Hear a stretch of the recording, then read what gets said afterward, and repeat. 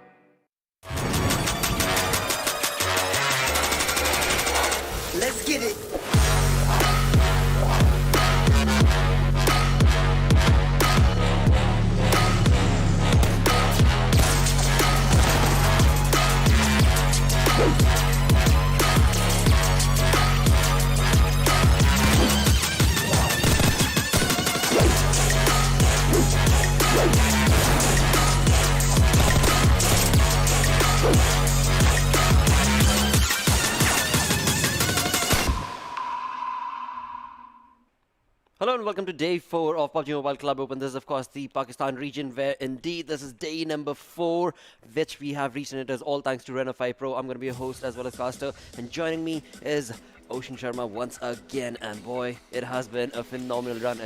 It has been. And talking about today, well, we were looking at some other regions as well, South Asia wildcard to be specific, and we saw the teams at first and second are trying to maintain a gap from the third position. Obviously, there it's just 2 slots, but talking about Pakistan, it's 3 slots. Exactly. So if teams at top 3 have to do something, it should be right now. And yesterday's last match, after what happened, you remember F4, like the first and second position, they are coming up quite close to each other. So exactly, let's see how that happens. And of course, with that, let's also talk about the road journey that all these players have already started off with, and it is of course leading down towards PMPL Season 3. And for that, of course, Pakistan will have 3 teams, the top 3 teams. Today is the second last day, so right now these lads have 8 games. And from those 8 games, they need to get themselves in the overall ranking to the top 3. I mean, whatever these teams have to do, it should be done right now. Given the fact you can see all teams just out there, they will be ready. But those 3 slots, I mean, it's always like that, right? 16 teams start up with the journey. Previously, 32. A few of the teams did arrive out here. 11 to be specific. Then there were invited teams as well, and 16 teams start off their journey in this week. And now it's down to top 3 who are going to be at the podium finish, because that matters. That is what matters, so very true. And for that, of course, you have to talk about the massive prize pool indeed. Because again, I mean, initially we had 32 teams that, of course, started off in the group stages, through which, of course, 16 teams moved on forward into the regional finals. That is exactly where we're at. But talking about the entire lump sum prize pool, you're looking at $29,200. That was set up for all 32 teams. But again, that is a side path, because main focus ought to be the first 3 on the ladder. Yeah, I mean, the podium finish, once again, just as you know, we were talking about this one, so podium finish kind of matters. 7,900, 2,300, 1,900, first, second, and third position for the teams. The qualification for PMPL Season 3, as we are just talking about this one. Then, obviously, 4 to 16, 17, 32nd, like that is where the prize pool gets distributed. But these 3 slots, these 3 spots, these 3 areas, it kind of is important, more than you can actually just, imagine right now. Because with the pressure of second last day just, brewing up right now, here's going to be one thing. After these 4 matches, because time waits for none. It's your determination, the things that you are doing up right now. So these 4 games and then tomorrow's 4 games, it will change something for some teams. Absolutely. And yesterday, of course, it was NFP taking that wonderful opportunity that they had for themselves, bringing in those kills, because that is what is going to be very essential to be able to get your points working in your favor. And along with that, of course, if you get a chicken dinner, that of course is a cherry on top. But do not forget that aggressive play. Do not forget every kill brings you that 1 point. Yeah, 1 kill equals 1 point. We have seen a few teams, a few names just, going all in with the kills for themselves. Then there are a few teams that like to play it safe. 1 game safe, it's okay. But now your main goal should be just, focusing with yourself onto one thing, and that is get those points, get those skills, get everything for you, because a perfect balance is a must. Because even if anything, if you're in top 3, so this kind of becomes a practice as well, because in PMPL it's going to be a much tougher journey. So very true. Because again, I mean, you just noticed when it came down to the road, that's not only Pakistan, there's also Nepal region, there's also of course the wildcard region, Bangladesh region, South Asia region, and so of course all of those teams are also bringing in that dominating play. And of course in Pakistan region, we are looking at those dominating play from these teams, which are of course Team F4, Magnus Esports, NES still now have not been able to capitalize on wonderful opportunities that they've found themselves in. But moving along to teams like TUF, NFP yesterday were phenomenal. So was FreeStyle and Team H2E.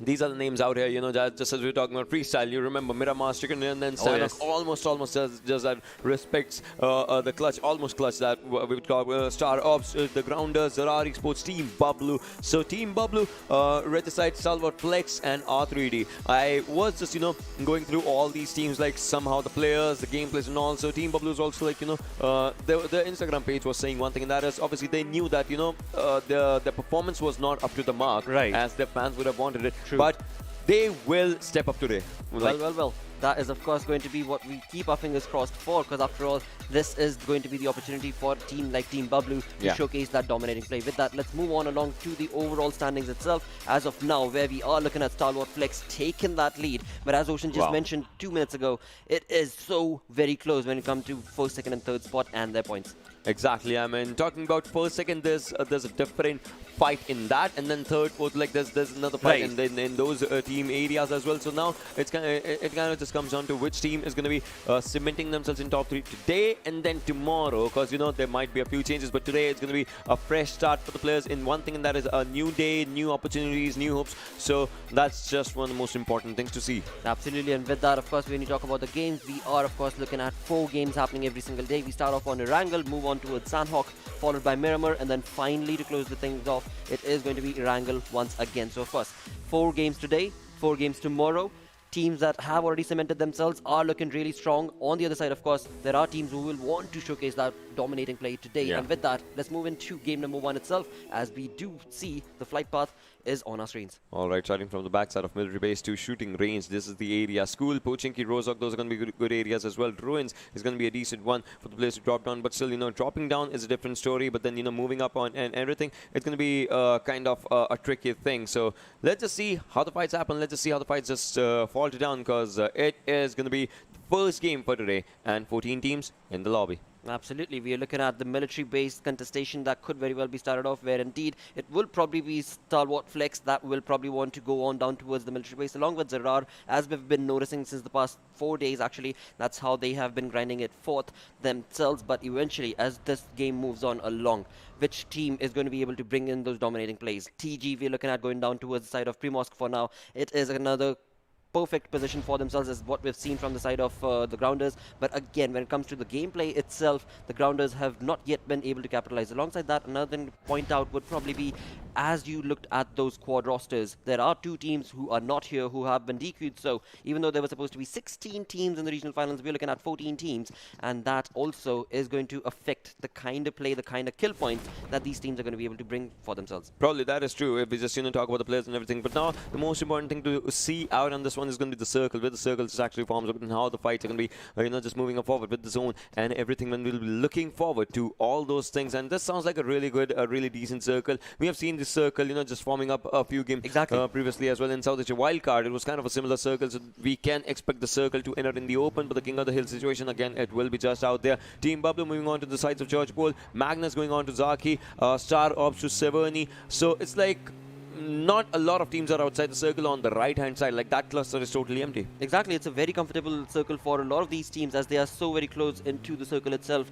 And as of now, of course, we're talking about Zarar, who have a 4-man squad. Professor on the other end is onto a different side of the map. Well, we'll have to wait and see where exactly is this 4th member of this team. Talking about Zarar's gameplay as well, I mean, during the group stages, they were looking really good in control of contestations of those early fights. Professor was looking phenomenal, but eventually you move that journey down towards the regional finals itself has not been working in their favor. But Khan right here, with a perfect setup for his face, is looking really good, is looking really confident. And F4 from the side has been phenomenal as well, because they have been in the contestation for that top position, the podium position, as Ocean keeps mentioning. This team was on that spot for the longest time, but then alongside, we've seen Stalwart Flex bring in that dominating plays back to back to back to back, and has led them to that pole position. But again, you cannot shy away from F4's dominance and their gameplay. Yeah, I mean, that is one thing we still have to see. Still have to look forward to how the players are going to be, you know, playing this game against the will of the momentum right now, because every team just wants to, you know, just build up that momentum for themselves. Right now, you can see up a few teams like Khatir. This guy was impressive, you know, on day 2 and yesterday as well. Just a few moments as they did try, but now it's going to be a new story, a new day as it just starts. So let's see how the players just actually just, you know, just formulate themselves. So they are just, you know, looking forward to the shoreline, just starting up a good area. They are inside the circle, nothing to worry about right now. Not much of a tension to rotate and all, because the zone's going to be just coming up in about 1 minute. So that's just one time. Talking about NES, they have a school, they have a proper school apartment for themselves, so that's a good area. But alongside them onto the sides of Rozhok is where R3D will be lying. Exactly, and talk about R3D, that is also a dominating team. They do not shy away from aggression. They do not shy away from that first blood scenarios, and that is something that NES is probably going to either be keeping at the back of their head, or will probably be the ones who will be pushing on alongside the side of course, R3D. As we look at Joker right here, looking pretty good, getting himself set up around this region for now, and is going to be working towards the setup. Well, he did, you know. I thought, like, if that misfire would have happened on that gas can that was just lying around, you know, you never know the damage that it would have caused down. True. Well, right now, R3D, all the players just moving up forward onto their own areas. Like, they have good areas for themselves, but still, it just comes down to one of the most important things, and that is, where will the fights happen, right? Where will the first initial engagement of the day, not just the game, of the day will be happening? Who's gonna catch whom on the rotations? What's gonna, you know, come out of this, the engagement as a whole? How are the fights gonna just, you know, fizzle out onto everything? So many questions to be answered. It's gonna happen in a while, as so far there are a few teams that are, you know, comfortable in their own drop locations, but things might just change. Exactly, Ocean. It's just a matter of time before we get into the first blood scenarios, and moving on along from that, the first squad vibes and so much more aggressive plays that we're expecting now. Talk about FreeStyle. Respect right here, who was just phenomenal yesterday with that perfect map, was almost in his favor. It was a 3v1 situation, and Respect stood out from the side of FreeStyle on the map of course, Sanhok, but eventually was not able to clutch that game. But again, it was a GG play, and Respect certainly earned the respect that he deserved. But eventually, again, you talk about FreeStyle, from aggression, they do not shy away. Every single time there is a fight, they will be there popping onto the kill feed. But eventually, it is the placement points that they need to be working towards as well. And they've slowly and steadily, on day number 3, of course, showcased that. Talk about the Grounders.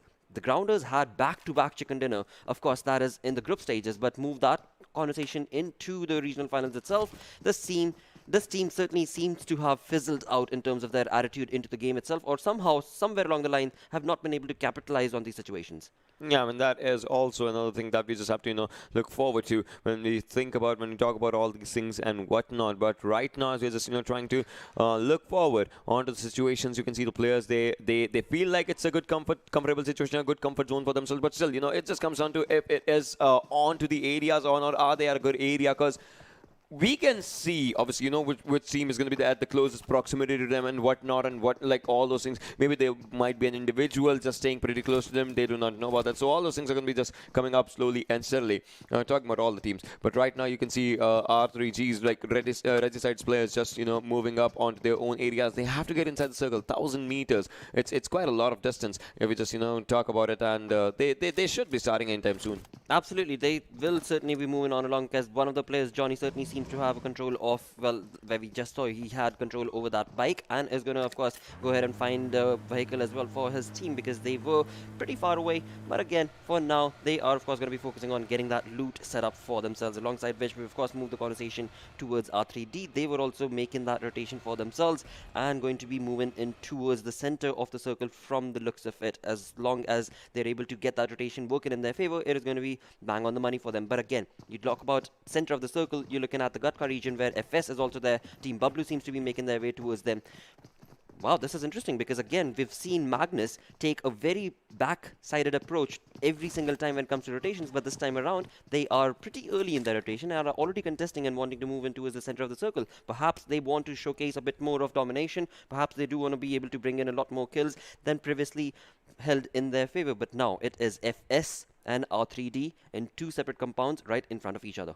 A road is kind of separating them, if you just, you know, want to talk about this. But Shaw is pretty close. I mean, onto the roadside. So what he could do is, if he spots a player out in the open, he can give the locations, the directions, and obviously that's going to be one thing. But Respect is trying to find a bit of an off angle, just away from this fight. But it just comes down to one thing: will Respect spot Shaw, or will Shaw do the vice versa onto the player FS of FS? So that's going to be just, you know, one of the things. But sounds like there are a few shots that are being given by Shaw. And we talk about the shots being given by Shaw, it just means one thing, and that is the location of Respect has been compromised. The location was just out there. We just have to see how it just comes down and what is going to be one of the most trickiest things when we will be seeing and having a look at the fights. Exactly. For now, Shaw certainly seems to have control over this fight. He has the information as well, and of course is going to be relaying it to his teammates who are at the back end. But for now, Respect, slowly utilizing those bandages, has of course taken a little bit of damage, brought the health down to 50%, and that of course is not only on himself but also the utilities that he's got, also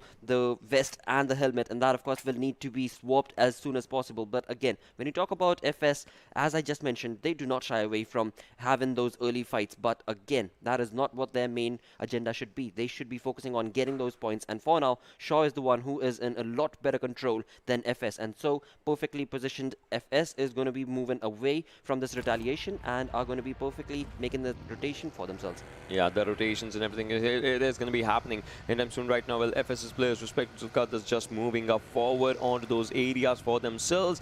And they know, the fights, it should not just, be onto the holds out here. So they are just moving on to the back end sides. And talking about Tyrant, talking about Respect, well, they are trying to find out good areas for themselves as well. And that is where they are right now. But again, if we have to just, move up forward, R3D, they were looking really confident. I mean, if you could take one team away, not in the fights though, one team away from you, that just means that your gun power is actually on point at that moment. And meanwhile, talking about the gun power, first airdrop has a growth in itself. Oh boy, R3D is still not shying away from that aggression. H2E is at the receiving end, even though it was Joker who was using the DP, was not able to capitalize on bring in any damage. But alongside that, H2E, Jigsaw, did end up getting a little bit of damage from the other opponent, it seems like, or another player perhaps, off the side of R3D itself. For now, of course, H2E are in the open and will need to get away from this position. Jigsaw is compromised. He better use some smoke or get out of there as soon as possible. Of course, his teammate is there and he will be capitalizing that perfect use of the vehicle and get him to the safety line. All right, well, if we just talk about, perfect use of vehicle, that was done, but the player was just surviving at a sliver of HP, right? The 1 HP survival. And sometimes that creates a second life in the mentality of the player as well. Like, I survived at this moment. I want to survive more. I want to get those points for myself and all those things. It will be just out there. Talking about Gatka's area, that's where FS is. And they are trying to find a good area for themselves. It sounds like that they have it right now. But the thing once again comes down. If from Gatka, you want to go to the southern side. If the circle goes south, which is a kind of a rare chance, but if the circle goes south, then if you spot someone, how will you rush in? Because it's a total open area onto the southern side of Gatka. Absolutely, and that of course means that you're going to have to rush with the vehicles out in the open, and for that of course, as we just witnessed, R3D sort of teams are going to be of course bringing down that burst damage and going to not allow you to make that rotation in your favor, as they did so not only for that team of FS but also for H2E. As of now, they are still holding their ground. They are in the circle and that is going to be working in their favor, but H2E is on the other side now, having made that rotation. Jigsaw slowly and steadily healing himself, but they do know or do not know that NFP is across that exact same compound that H2E is in for now.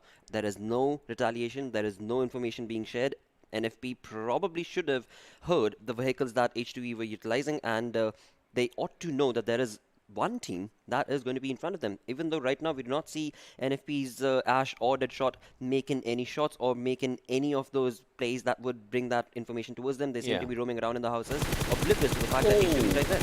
Well, TUF Venom, look at that. Zarar Esports, the damage was done onto him, and one more shot would actually take him down. The spray is regulated. The spray is good, but this time it did do damage onto the vehicle though. But Professor from the other side takes on TUF Venom, and the revive should be just coming in. I think like Edgar should actually use a smoke grenade just to be on the safer side, because even if Professor is out there, he might as well want to rush. The team wants to rush. Like it can just change, but well, the revival has been given, and that to happen, it was a risky situation though. It was. It certainly was a risky situation, and again, with that, you do have to give props to Zarar Professor, because he was the back-end army. He was the man with the force who was able to stop TUF's early aggression, and of course, with that, all 4 players walking away barely from that situation. TUF also, all 4 players going to be walking away with that revival coming in, all thanks to Edgar. It is going to be perfect, working in favor of Venom for now. Again, with that, Zarar have made that rotation. They're going to be moving towards Quarry region as they go away onto the map, as we can see. But TUF is also now starting to make that rotation in towards the circle. Talk about teams that are outside. We're looking at StarXOPS up north of Ruins, and they're making a big rotation, probably going to be entering the circle towards the side of hospital area, and F4 from the other side is also probably doing the same. So many teams, just trying to go for everything. But talking about F4, just like you said, right? F4, NFPSKY, like these teams have to still contest for the first, second position and all those things. So this game is also a crucial one for them. Talking about NFP, well, they are taking a good fight. The first blood being done by them. them. Halsey out here just, trying to go good, and he did. Well, reviews on the other side takes down R3G's Nocto and Johnny. Well, the finish was brilliant. Well, GG play indeed, and in that doing so, FS Zulkar is the one who's left in this compound, and right in front of them is, of course, Magnus's team that is out on the open for now. They are all looking set up, and FS Zulkar is only that one-man army that is going to be in between NFP as well as Magnus. Magnus will probably want to not retaliate, but as of now, they are in the open, so they should be careful because that's not the only team that they've got in front of them. There are teams around them as well, as we just noticed. NFP is there, NES is also there. They were trying to spot each other out, just to be on the safer side. If the spots from one, Zulkar goes down by Khatir. So NFP still taking up a good fight against their opponents. Zulkar was taken down, and now the players from Magnus wants to move up forward. Like, they want a part of the skill for themselves. But do they know that it was FS Zulkar here only that was taken down? Because NFP was the one that took that player down. So FS is in a bit of a trouble. But Magnus, like, what are they doing? Are they charging up? Are they staying there? Like, what's their plan? That's one of the most important things. By the looks of it, they do have the vehicles. They are looking good for charging up, and they are pretty close. All they need to do is collect that kill if it just, comes down to them. Exactly. For now, that is what Magnus is going to be working towards. But NFP is going to be ready on the other side. And, of course, that is where the damage is coming in from the side of NFP towards the side of Oreo. Oreo is going to be getting that confirmed kill and getting that 1 point for his team. But for now, that situation is a bit of a trickle one, because again on the other side is NFP, and they already had crosshairs set up towards exactly the same house that Oreo is in. Yeah, look at this, they are trying to find out they're trying to scan the entire area just to see where they can find someone or something like that, if it just comes down to them. But NFP talking about the players, talking about all the areas. Will they take fight against NES? That's first question, because if they have to rotate onto the sides of NES, the team from the other side, Magnus is going to take them down, but from behind, Blade takes down Ash.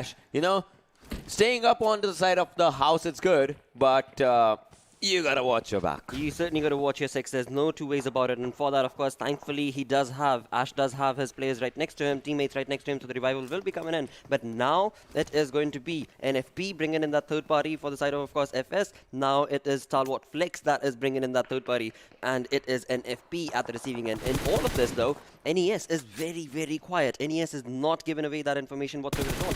And of course, we move on towards the same compound that NFP had their crosses set up towards. That is going to be Magnus's compound. They are taking a fight towards TG, and TG are inside the circle, whereas Magnus certainly needs to be pushing on along, because alongside that, in 25 seconds, we are going to see another shift of that circle, and that is going to push these teams further away from that circle if they do not start capitalizing. Whoa, Team Bablu, look at this. They also ready for the fight against the players of Team FS, but well, still, it's going to be happening. How the things are going to be just moving up forward. Let me just talk about this. But slowly and steadily, somehow the fights are going to be happening up as of now. Let's see how the things just, change with the perspective. But it's not just that. One of the most important things is how you take up the fights, how you take up the kills, as Magnus is still looking really good against the players of H2E. They are trying to get good fights for themselves. But talking about NES and TG, this is going to be a fight of a lifetime, because it's one red separating these two teams. But somehow NES would want to get the best out of it. But from the other side, StarXOPS takes one down. Nade Parade happening. Nade Parade certainly happening, and it is the grounders at the receiving end, and they have got themselves shuckled down right now. And along with that, you talk about Stalwart Flex. They have moved on towards the compound of Magnus, and along with that, you move this conversation towards TG. They seem to be in control. They brought down StarX. Wow. And with that, they've also knocked down Maxi from NES, and so that means they've got a 3v2 situation, but there is a res coming in from both those players, so that is going to mean that NES will probably be walking away with all 4 players alive. But will the grounders allow them to do so is another conversation to kind of keep in mind, because again, the aggression is not yet done. The fight is not yet complete. Well, Tyrant takes down R3's Joker, so the fights are happening on, but R3's shot takes down. Okay, R3D takes down the kill of R3G, so Tyrant is not going to be happy, because he actually knocked down one player. But again, the contestation area, the hill, the king of the hill situation, that's just one thing. Avenger OP has 3 kills, and that is the team skills from North Esports side, which is, talk about this one. But now the most important thing is, how are the fights going to change? No, all right, the contestations are happening, but confirmations, still another different different story. Absolutely. For that, there is Grounder, who have 3-man army pushing and rushing towards the side of NES. They were able to confirm that knock, and now are going to be pushing on and on. And that's going to be Honey, who brought that knock again. He wants to go ahead and get that kill confirmed, but it is NES that is not going to allow them to do so for now. But there are a lot of utilities being thrown all across, and this is going to be perfect because Crisis had a perfect cross angle, but there was no team member to support his push and rush. And with that, it is Crisis who goes down. NES are in control. NES have utilized that opportunity, brought down 2 players. Shopnar goes down as well, then sent back into the lobby. NES is a 4-man strong army as of now, and they have brought this perfect aggression, controlled perfect aggression in their favor. Whoa. And the Grounders are the second team to be sent back in the lobby for now. Well, NES is looking good now, just because of the fact that they have a few crates out here to take up the utilities, plus they were inside the circle when the zone was moving and they were taking up the fights. We'll talk about taking up the fights. 18 minutes, like almost 19 minutes into the game is where we are right now. 4th circle just closing up slowly and steadily, and all right, well, the shots were being taken as Ash takes down Stalwart's blade. NFPSKY, they have to do something in this game once again, back-to-back, because, you know, talking about the first position, second position, something they are contesting for. And look at the rush. Look at the way Deadshot and LC are just moving up forward. Crypto's on low FPS. Khatir was trying to take him down from the other off angle. But now they want to get in. Deadshot. Now they know that no one's but no. Deadshot, he is burning out just from the Molotov of his own teammate. But now it just comes down to one thing. Whose grenade, whose guns, whose bullets are going to do a lot of damage? Well, Reviews is out there, and now, by the looks of it, they would want to move forward. Look at Reviews. Wants to take down the players onto the lower side, trying to spot him down somehow. One house for contestation. Blade goes down, tries and takes down one. He wants to be safe, but no! NFPSKY still surviving. Wow, wow, wow. This is GG play coming in from the side of NFP. Very dominating play indeed. And with that, they have been able to bring down the team of Stalwart Flex. Even though Stalwart Flex should have had the upper hand, they had the compound working in their favor. It was just the perfect push that NFP played in their perfection, in that they utilized all the utilities, and doing so have walked away with 3 players of that team still looking very strong. Talk about F4. They are also looking at a 4-man army that is going to be perfectly working in their favor. But now, as Ocean had mentioned earlier, it is going to be an open fight in the open circle. Well, this is brilliant. This is brilliant, the way the players are playing, right? You talk about the domination that NFPSKY is still showing up, but now FS Tyrant, like, he obviously would want to, you know, get a hold of a few kills or kill numbers, but no, Tyrant goes down. The grenade was lofted, but you can see R3D shot from an off angle takes him down. FS FreeStyle gets eliminated for Destroyer. Well, right from the other direction, he was getting shot down by TUF Edgar. I was just going to say that he might as well just be in a bad position, and he does get shot. As you can see, NES just right on the Smoke side. Smoke was not the friend. Smoke was chaos. The grenade is pretty close to Voltrix. He's down to 40 HP. What can he do to survive? Bullry's down. NES is out here. Behind them is F4's Voltrix, somehow surviving. This is a different scenario altogether. Well, GG's indeed to NES's play, because North Esports has certainly come online and are bringing in the aggression in their favor. But now Bablu, they have the compound in their favor, and they ought to be able to work this charm in that side, because again, they need those points, they need those kill points, they need those placement points, and Bablu has, of course, the advantage of that perfect compound working in their favor. But TUF, they have the information. They have been bringing in those third-party shots towards the side of NES as well as F4, and now NES is probably at the receiving end, because, well, GG. Oh, well, the players are going down. You can see Magnus's team. It's kind of a bad thing for them that obviously the players are down. Plus, the revival cannot just come in, because obviously the circles movement and everything, the players are playing against those things. So that's just one thing. Team Bablu, meanwhile, they just have 1 kill, but they are holding up a compound for them for now. But once the circle leaves them, it might be a bad thing, and the circle actually just left them. So talking about NES, they have to get inside the zone. A good grenade on Bablu. Wolf, that was a brilliant one. But are they going to rush? And hey, Voltrix is still surviving. The airdrop is right next to him. Exactly, and that airdrop is certainly going to be working in his favor. But NES once again bringing in that aggression and going to be bringing down players of Bablu one after the other, and there's only one more player remaining. There needs to be a revival set up, and that is what the last player of Bablu is going to be working towards. But for how long is he going to be allowed to do so? This seems like he is probably wanting to rush out of that scenario, but will not be allowed. And NES, they are just bringing in dominating plays. With that, it is Team Bablu that were not able to sustain that compound that was supposed to be their hold strong. is gone against them. This team already has 13 kills. Talk about the numbers. We have 22 players alive. Talk about -4, because these are the 4 players that obviously would not want to, just take up the fights on each other, and that you cannot get that. But talking about this one, I want to see what happens with an M249 and Voltrox has this right now. Now the zones movement is going to be coming up. You can see the circles just slowly and slowly just going up against the will of the players. TUF, obviously the players have to move onto the other directions as well. Right now, R3G, Insane is the last one surviving. Zarar Theta moving up forward. He needs to see and look forward to all the fights if those are happening right now. Zarar Zalim as well, just moving up onto the other direction. Zarar Zigzag, you can see all the players, all the locations out there. R3D, all right, the players are out here, but for how long can players survive? That's one of the most important questions out in this equation right now. Professor, with the grenade of his own, can take down Insane if the grenade actually just hits him, but no, R3D Joker does the job, and sure, the revive will be coming in. Exactly, with that R3D, they still have 2 players alive, and that is going to be 3 players rather, because another player will be revived, so that's going to be perfectly working in their favor. But they still need to find themselves in the safety of the circle itself, because the 6th zone is already here, and as NES pushes along with this aggressive play that they've got, this is looking too dominating of a control from this team of North Esports. They've got 14 kills in total, and they are just not wanting to stop. They've got the information towards the side of TUF, towards the side of Zarar as well, but does Magnus have anything to say to retaliate against this side? And talk about TUF Edgar, they have been part of that third party for the longest time, and along with that, they're going to be bringing down another player of Zarar. That is bringing these teams down to 7 teams remaining as we move on along into the circle. Magnus has only 2 players remaining, R3D has 3 players remaining, and as they try and bring this aggression into their favor, will Magnus retaliate, or it will be R3D walking away? Because it will be a 3v2 situation right there. Well, the way the fights are happening, somehow we still have to, just see how the fights just change down with everything. As you can see, all the players are still out here, but somehow, if you just, talk about the fights, Magnus escapes, the revive will be just coming up right now, and it's like, that is the thing, you are the last player surviving, you gotta revive your teammate, otherwise, you don't get that assist, you don't get that support, and all those things that are needed out in this situation. Skep, talking about him as well, does not have any first aid, needs to use just only bandages and boosters if it just comes down to that. We're talking about NES Hammer taking down Zarar Zigzag, Erangel will be taking down Magnus Escapes.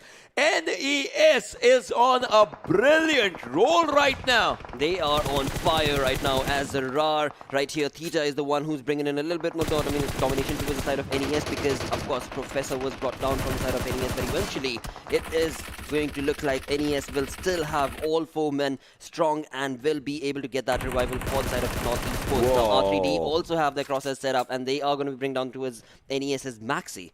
Joker does take him down, but now the thing is going to be, how are they going to be moving up forward slowly and steadily as they are just out there. R3D, Joker, all the rest of the players are just out here, and now they're trying to move up forward, but movement in these kind of situations might just be crucial. You have Tortix and Zaraz, exactly. Oh, this should not have happened. This should not have happened. The vehicle, they are not properly aligned to each other. That might just be a bad news as they are being shot down from all the other directions. Plus, there's one team that's behind them, that's Magnus. They can actually go for a madness in this gameplay. You can see them. You can see the players out onto the other direction, but NES, this will just be the end of the players as NES is slowly and steadily just going down one on one. The players are slowly and steadily being taken down.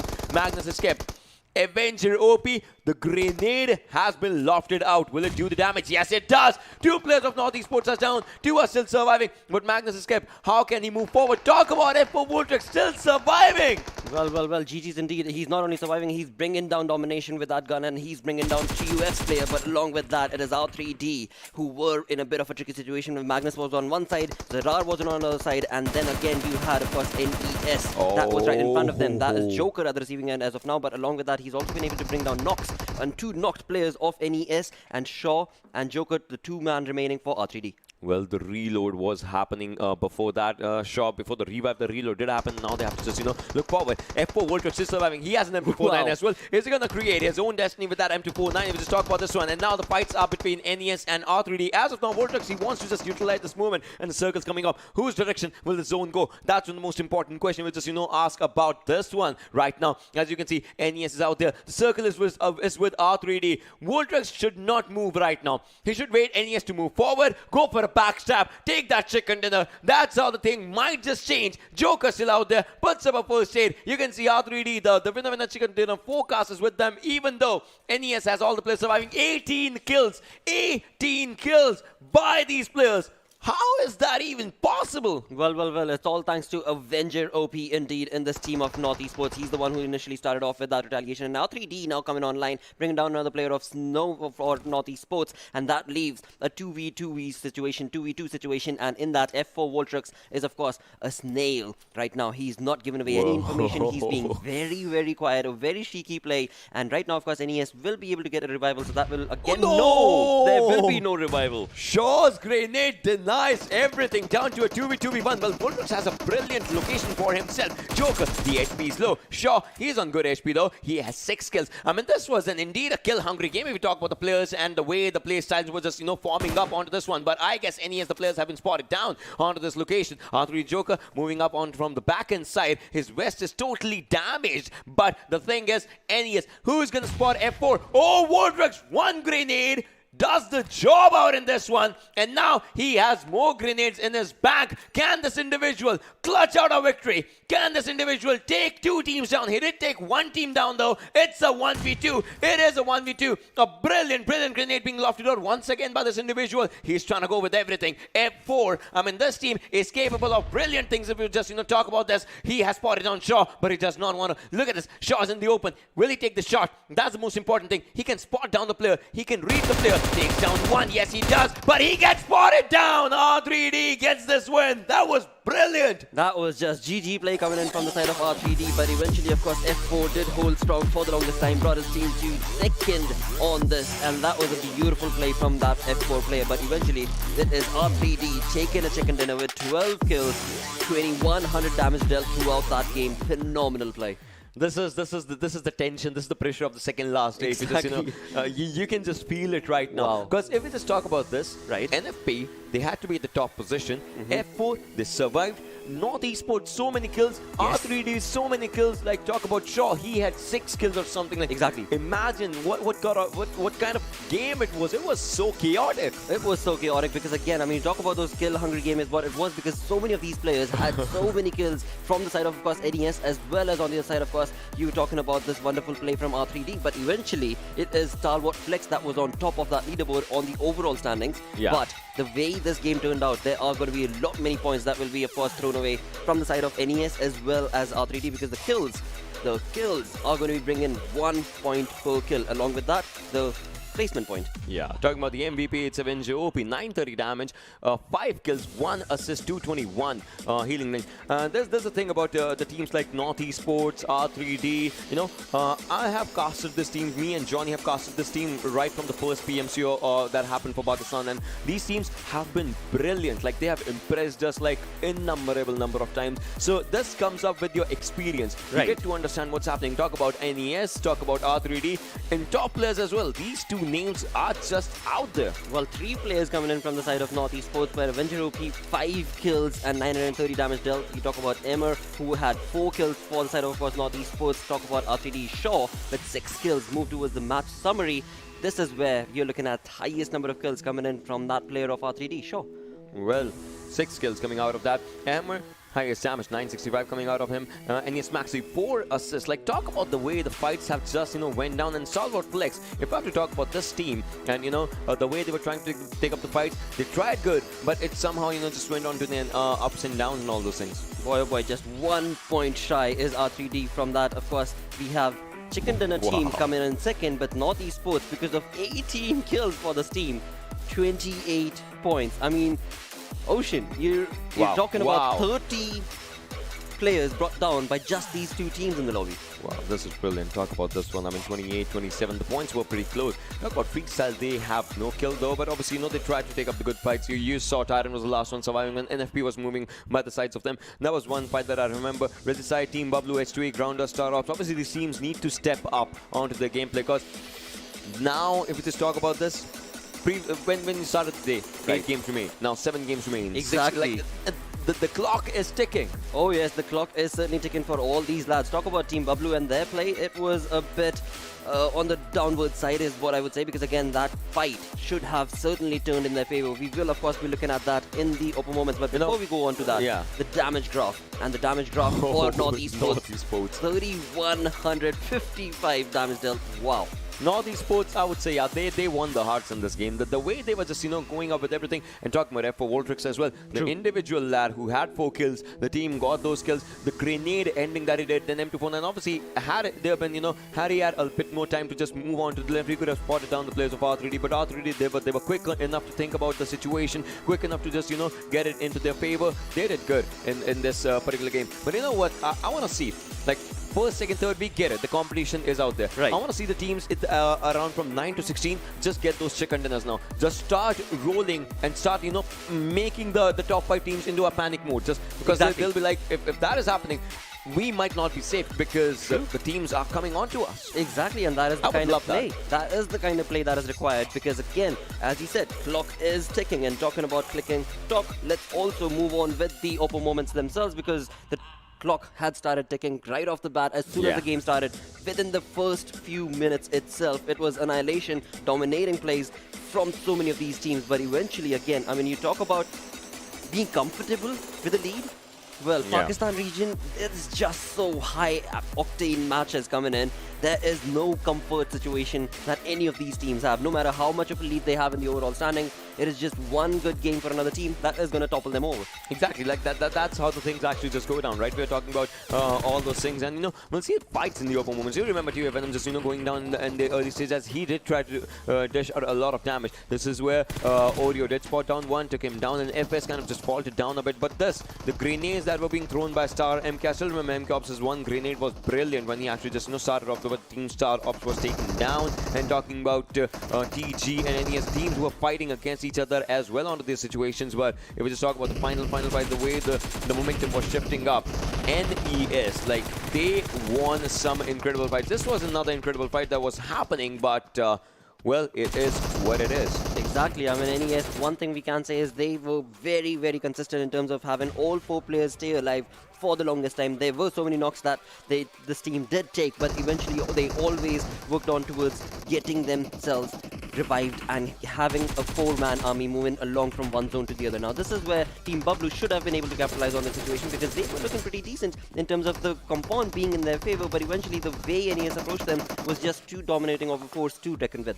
Yeah, I mean, that just happened. So, if we just talk about the situations, you can see this is where the final fights were happening. The grenades were being used to perfection. Joker did spot down one player who was just trying to look at onto the other team's direction. That also happened, but this is where the team started firing up. Joker did go down. Shaw went for the revive. The revive did happen in a good way. This is where Voltrix started up, took down one. Spots another one, tries to take him down. He does. Had he had enough time, he could have taken the other one down. Because, at this moment, level 3 helmet and vest would have helped him just a bit though. That is so very true. And again, I mean, you talk about the way F4 player played was phenomenal to be able to just take that snail pace, survive for the longest time, let all the other teams just go on alongside each other. And Voltrix just had all the things working for him. He had the utilities, he had the gunpowder.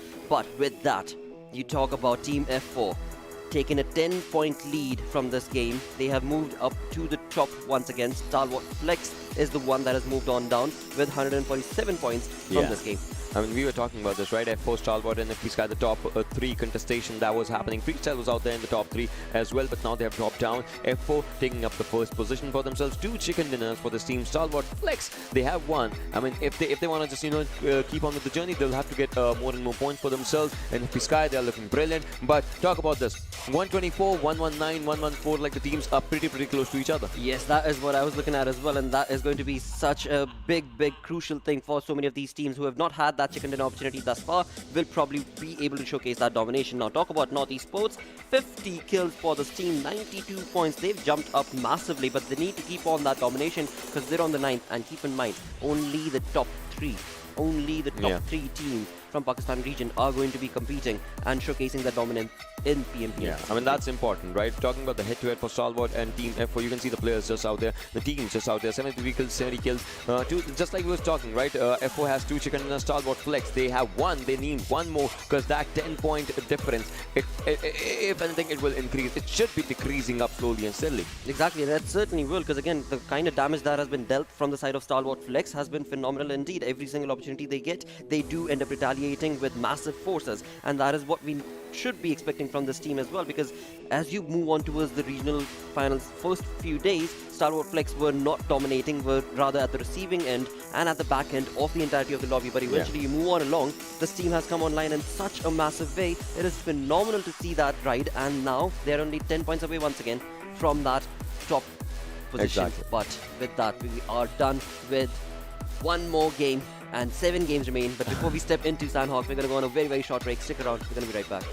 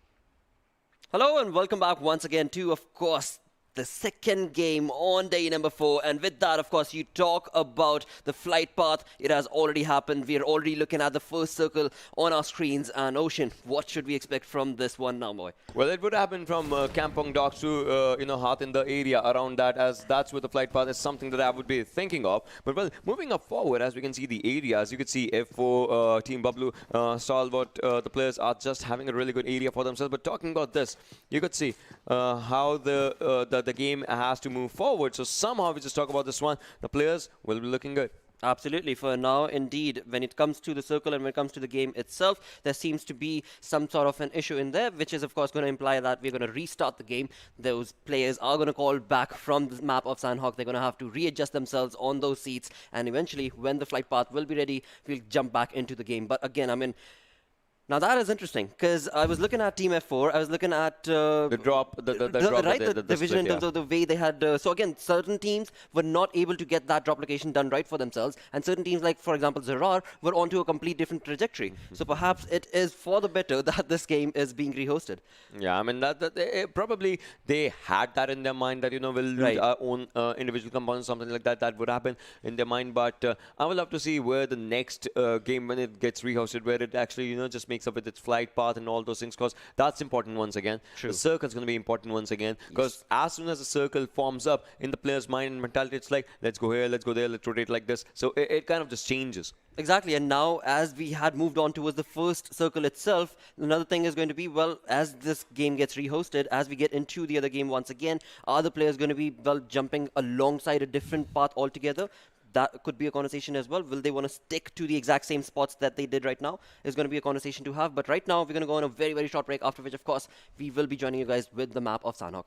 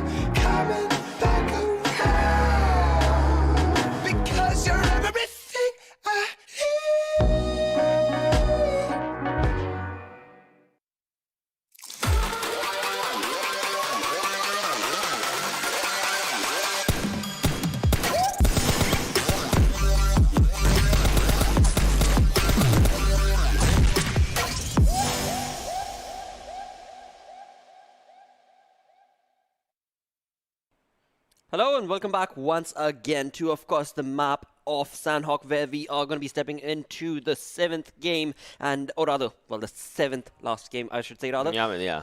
And with that, of course, true. the flight path is on our screens. And in the previous game, I could have, I was saying, right, the flight path was from Kampong Docks to actually Right. Hathin Zera. This time it's like an upside down flight path. As you can see, the players, they would love to drop down at their own drop locations wherever it was. But I would love to see what previous team's winner, R3D does in this particular game, because one thing, it starts up with the circle. The storyline starts up with the circle, and the second one, it starts up with one more thing, and that is how can you keep up all the other things. Exactly, and talking about that same thing, you are looking at a very fan-out approach from a couple of these teams. For example, if you look on towards the center of this map itself, you're looking at Stalwart Flex getting themselves set up perfectly onto that compound. But so many of the teams have a very big fanned out approach. Talk about F4, they have themselves fanned out towards Painan, all the way down towards the western side of the map itself. You talk about FS also taking a big curve in terms of their drop location as well. As of now, of course, so many of these teams are going to be comfortable because the circle is going to be very close to them, even if they are outside the circle. Well, even if they are outside the circle, exactly, that is just one thing. But talking about FS, as you know, we were talking about these players. 2 players outside, 2 players inside, like that's just one thing. So the players that are inside the circle could actually just, tell them about the route or something that, where they will be moving up forward and all those things. But talking about the areas where the circle is right now, how StarXOPS is a good area for themselves. R3D has a good area for themselves behind Paradise Resort. NFP has a good area. NES, I want to see how many kills NES gets in this match, because again, NES, they mean business when it comes down to kill department. Absolutely, and talk about Bablu, that was at the receiving end from NES. Even though they have the compound, they have a very big fan-out approach in this one, of course, where you're looking at Wolf, who seems to be very close to another player of NES. That's going to be Snow, and alongside that, on towards the southern part itself, you're looking at the other 2 players of Bablu. So again, what sort of a strategy is that going to be working? Is it going to be working in their favor or not? Is something that only time will tell. But right now, of course, we're looking at Painan region, where 2 of the players of Bablu are busy looting. Alright, well, they are picking up their own weapons and everything, just, taking the weapons in now. That's just one thing that they're doing. But Bablu Wolf seems like NES Snow has been just out there, pretty close to him. And Wolf needs up a helmet, one of the most important things if you're going for a fight. Plus, if you're peeking out, a lot and all those things. So, helmet kind of is needed by this individual. Plus, Team Bablu would not want to, make the same mistakes that we were making in the previous game. Obviously, the fight was, forced out on them. But they would want to just change the pace of everything in this particular game for sure. Talking about NES Snow, brilliantly, he did reach pretty close to his teammates, like onto the backhand side, as that's where his teammates are. But Bablu's players, Wolf, as you can see, is on one direction, and Triple Z, I would say, is onto the other direction. Exactly. For now, that is going to be a bit of a twist and turn kind of a conversation for the side of Bablu, because perhaps what's going on is that was not the kind of drop that they expected, but there seems to have been some disastrous results in doing the same. But eventually, for now, they need to just hold their ground, because otherwise it could be a first blood, either coming in from Bablu's side or from NES's side as well. But again, as Wolf is in the open, there could be another team, as we're looking at the Grounders on towards the back end of Wolf's position. Now, if the Grounders decide to move in towards this exact same position, there will be Team Bablu in their path, there will be NES in their path as well, and that could be a lot of trouble for, of course, Bablu being at the receiving end. Well, they did start up right now, and knocks and finish just straight away coming up. As you could see, this was the start that I guess Team Bablu needed, but they got to capitalize it. One kill does not determine, it does not show how aggressive you are. You gotta go with guns barging in, but it's like you gotta wait for the backup to arrive as well. And talk about Maxi, well, from NES side, he is just onto the other direction, and he's trying to take a fight against Wolf, but the grenades being thrown down from both the directions already. That was a big lofted grenade, but I don't think so. It did do the damage. That was a brilliant one though. Absolutely. I mean, from Triple Z's side, that was a perfectly lodged grenade indeed. And from that far away, he was able to get that into that small little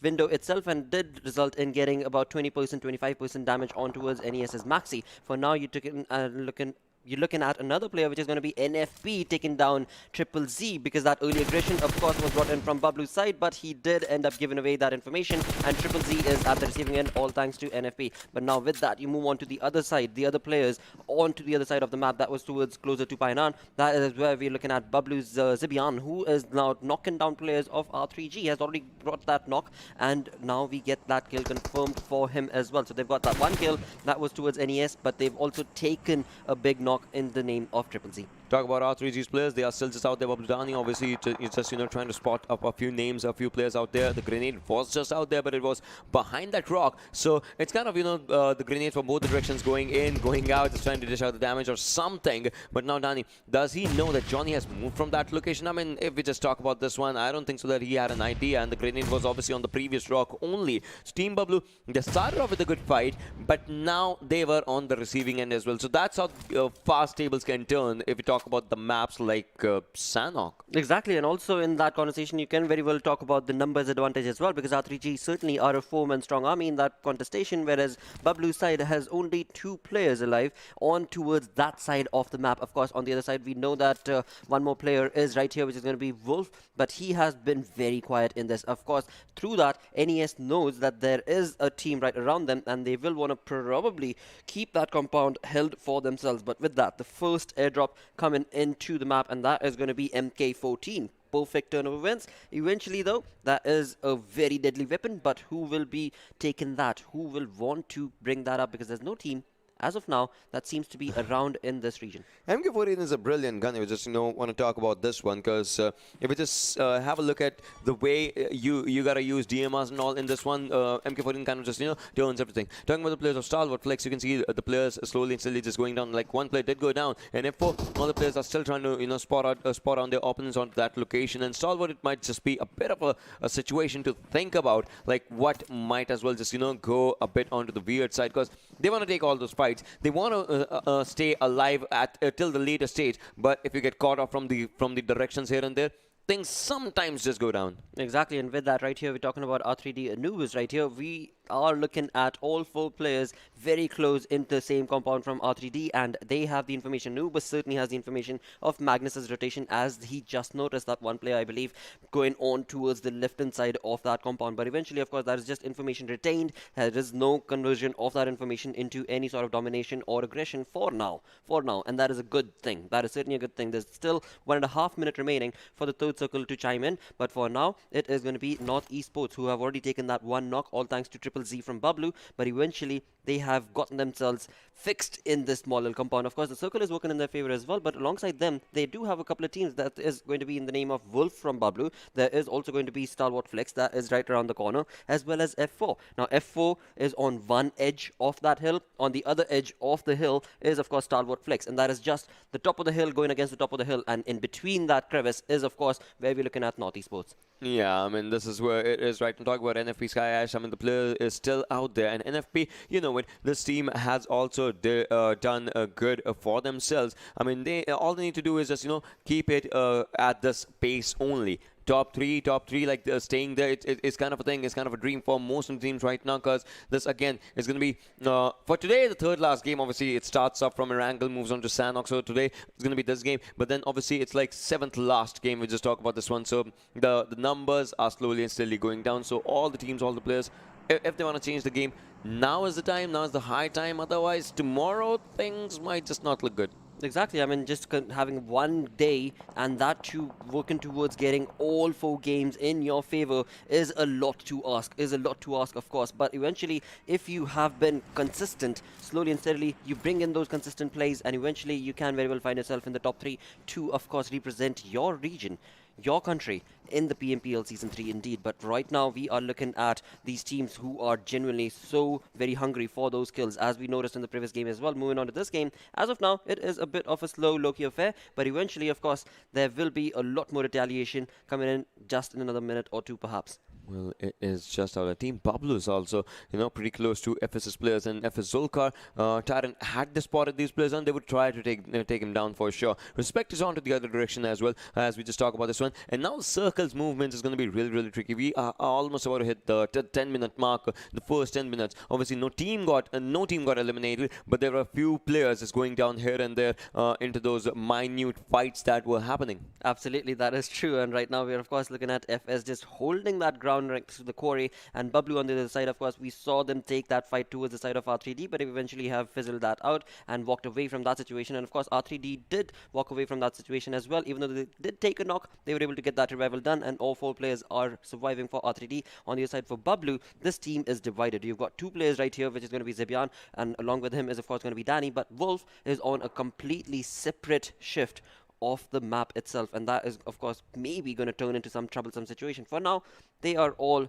very, very quiet. They are one with the nature, as people say, and that is of course going to just fan out in their favor or not. Only time will tell, because FS is sticking to this exact same position. On the other side, we saw the grounders are right above that ridge where FS is holding that next to the quarry, but Magnus have also taken that 1 knock and that 1 kill off Weekend, but they are that 3-man strong and slowly keeping on to that perfect rotation in their favor. Trying to spot the players down is what the players out here. I mean, just like you said, you have to be one with the nature. That's where everything is. Just moving up forward. But you gotta bite as well. Just don't be there. Just don't be. You cannot be like a rock. You have to be like a snake as well. There's a difference. Both are one with the nature, but one does the damage for sure. But if you just talk about this one, you can have the cover of the rock for yourself. That's what the players were doing right now. Because in the open, there's no other cover for you. Right. That's what the players were trying to do. But now comes the time of the movement.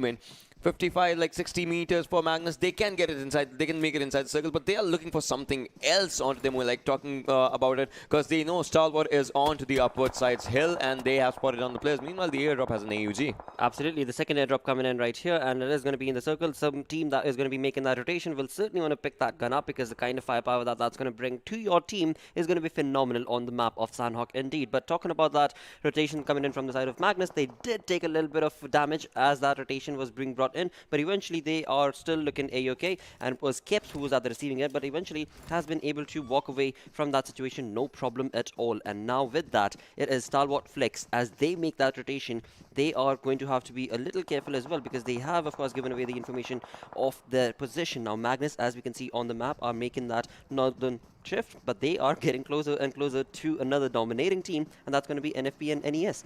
Well, talking about the AD, obviously the northern side of Query is where the zone is going to be just, again, shooting up forward, as that's where the things are going to be looking forward to. But right now, Zarar takes down NFPSKY. Deadshot, F4 Destroyer was taken down as well, and Deadshot will be finished down by Zarar. So Team Zarar, they are accumulating kills slowly and steadily. Talking about Bablu Zibian, he's also on low HP, quite a lot low on the HP side as of now. So talking about all these teams, talking about all the fights, now it's kind of a mental pressure as well, right? You know your opponents, but you don't know your opponents exactly. Right. Like, you know which teams are you facing, but you don't exactly know that what sort of a curveball they might just bring out, because, again, this game is more like a performing art, and that too with survival of the fittest right at its core. Absolutely, and for that, of course, you're looking at Bablu right there, which was, of course, finally the team combining their efforts together. Wolf has finally been able to come back to his teammates, but now, as they've given away information to so many teams around them, like, of course, F4, we were looking at, who had their crosshairs set up towards exactly the smoke that team Bablu had set up for themselves as a safety net. Well, how long is that safety net going to last you? Again, being in a compound is certainly a better position, but this is Zarar right here, who had been slowly and steadily taking on knocks towards the side of NFP, and now is probably looking at converting those knocks into kills. Yeah, I mean, Zigzag did go for that one, the confirmation for the teammate, and Zalim has 2 kills. Team has 2 kills. Obviously, that's a decent start. Talking about StarXOPS, well, all the players are surviving. They have 1 kill, but right now the major goal is the 160 meters, the zone and the players. Like, they have to just stay out there. Team Bablu just trying to stay one with the nature right now. Again, so this thing, yeah, it's good, but not in so early stages, right? You got to find a good place, a good compound or something like that, just because if, it works out. But hey, if it helps them probably. Absolutely, and for now, of course, you're looking at Zibian, who is out in the open right here, and right next to him, of course, we saw Wolf, who had already set himself up into that compound. So why exactly are they deciding to keep that keep that difference in terms of their gameplay is a conversation that well, I don't think I can answer that, because again Bablu has different strategies going on for themselves. But again, you talk about Stalwart Flex, they have been on top of this mountain for the longest time. They have been knocking down players for quite some time, but have not been able to confirm any of those knocks into kills, and thus you're looking at 0 kills right there, and that implying they don't have a single point. But of course, you look at the damage on that player's vest and the helmet, you know he's been at the receiving end as well. Oh, R3D's players, again, just, you know, the thing is they are pretty close to their opponent, but does their opponent sense them? That's the thing. They have an upper area. NFPSKY Khatir on the lower side. Zipian takes down Destroyer, as well as Zigzag takes down Fury Ups, and other players are moving up forward. Joker slowly and steadily trying to move up forward. Zarar Professor just trying to take down damage, but Salim, oh, he was low on HP. But the damage from the other side is being done as well. Stalwart's player, meanwhile, takes down F4 Destroyer, and Starjin, all right, the players slowly and steadily are going down as of now, but talking about the fights and everything that's related to it.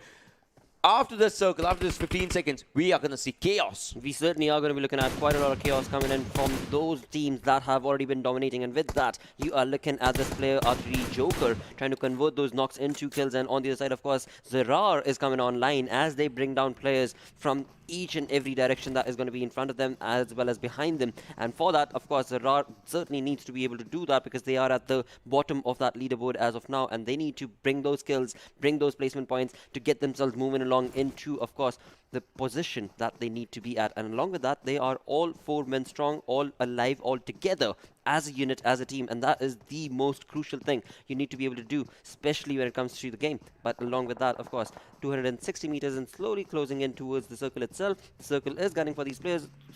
2 of them have their own vehicles, and Zarar, Zigzag and Professor are the ones who are just running and gunning towards the compound. When we talk about this one, you can see the canted side being used, right? The angular side. So we have seen less usage of this one, but still, if it's being used, that's brilliant. But talk about the fight that should be happening up right now. All right, the canted side being used to perfection. Theta! Oh, ho, ho, ho. The confirmation straight away happened. NES goes out, but Zarar, the team is in a lot of trouble right now. And North Esports, the team that was dominating the previous game, they go out. Well, that was a 5-second affair indeed between the players of Zarar and North Esports. They were just so on point with those canted sights that eventually the NES did not even have any moment to retaliate or reply to that aggression. And in doing so, it is Zarar walking away with a perfect 2 more points. But with that, Stalwart Flex now are on the receiving end from F4 side as UZM goes down. Wolverine, Voltrix, look at the angles that these guys have created. And Voltrix is at an off angle as compared to Wolverine. And the players were throwing the grenades onto Wolverine's side as they got the grenade from his side as well. So if we talk about Voltrix, he's the one who can make or break the game. Khan is out there as well. Obviously, just trying to take up those fights. But onto the direction, Team Stalwart, they have a good area. But the thing is, they can be spotted because they are at a lower ground. So that's just one thing. We'll talk about Jingor. He had the last first aid. He used it. Now comes the gamble. Should I move? Should I not? By the looks of it, he's moving inside the circle. 300 meters is the distance. So if he gets spotted down, he goes down. Exactly. And when it comes to the damage as well, he has received quite a lot of damage as he makes that run for it. And with that, you move back to the conversation of F4. They are slowly moving on along, getting those knocks converted into kills, getting those points for themselves. It is Stalwart 2 players that are remaining, which is of course going to be reused as well as the other player. But how long are they going to be able to maintain and sustain this position? Not for long from the looks of it, because the way F4 pushed on along, it has been phenomenal for this team,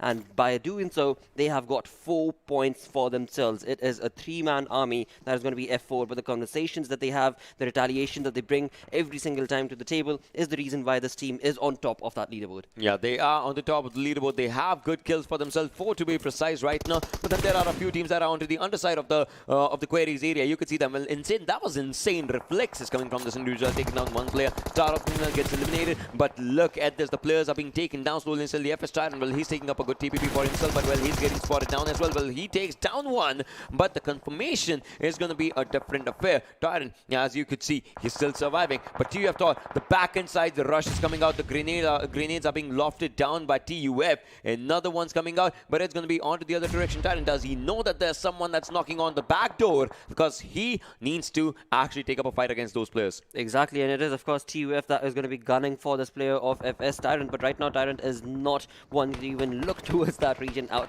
whatsoever at all. But talk about F4 once again. I mean, they are in control. They could hear those fights happening to the side of 40, and they have entered the site with a lot of aggression, converting H2E's RT down towards Dust as well as the other player.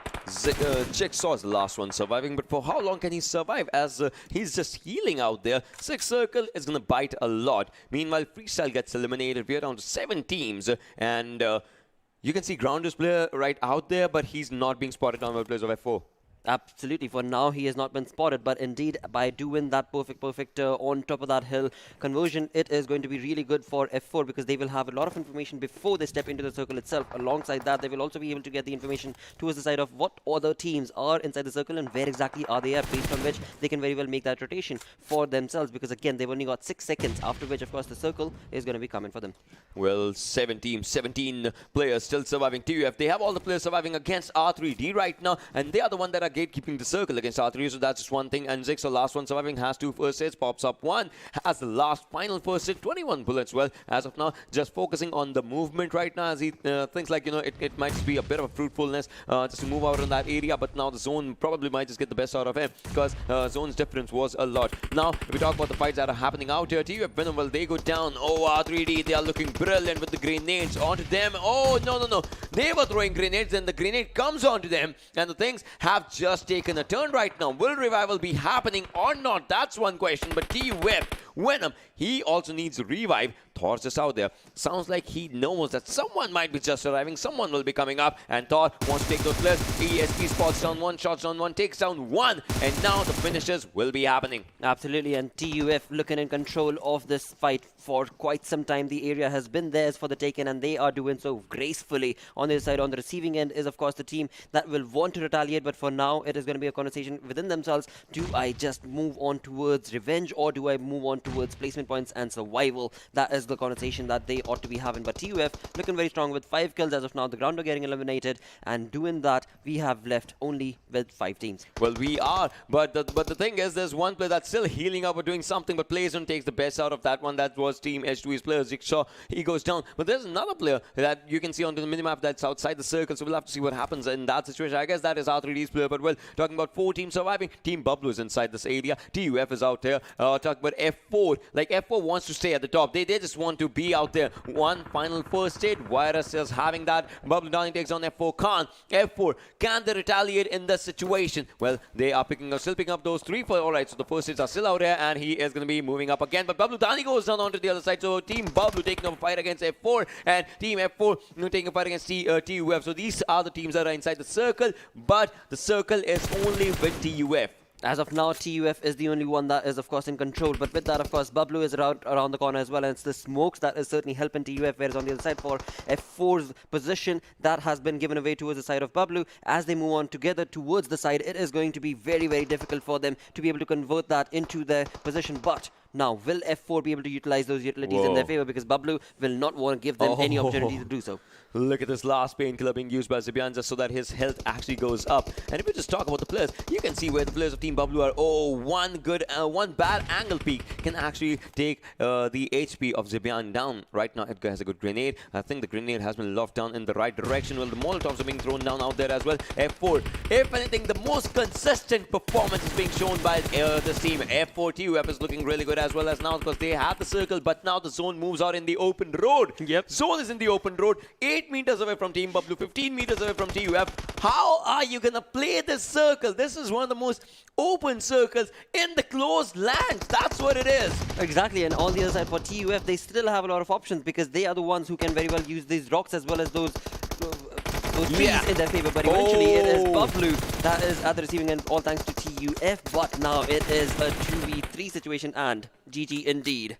TUF gets this win. That was a brilliant match. You know, want to talk about this one. I mean, big names surviving. TUF was surviving out there. F4 still surviving out there. And talking about that, Bablu was also surviving. Yes. This makes TUF in the on the third position. That's brilliant. First, second, third. That's where the competition still stays. Exactly, and I mean, with that sort of a play, TUF certainly deserves that sort of performance, that position as well. Because again, I mean, bringing in those sort of kills, being in control of every single fight that you took, that is what you need. That is the kind of result that you need to be in the top 3 to be able to, just now the conversation is, of course, F4 is every single time consistent.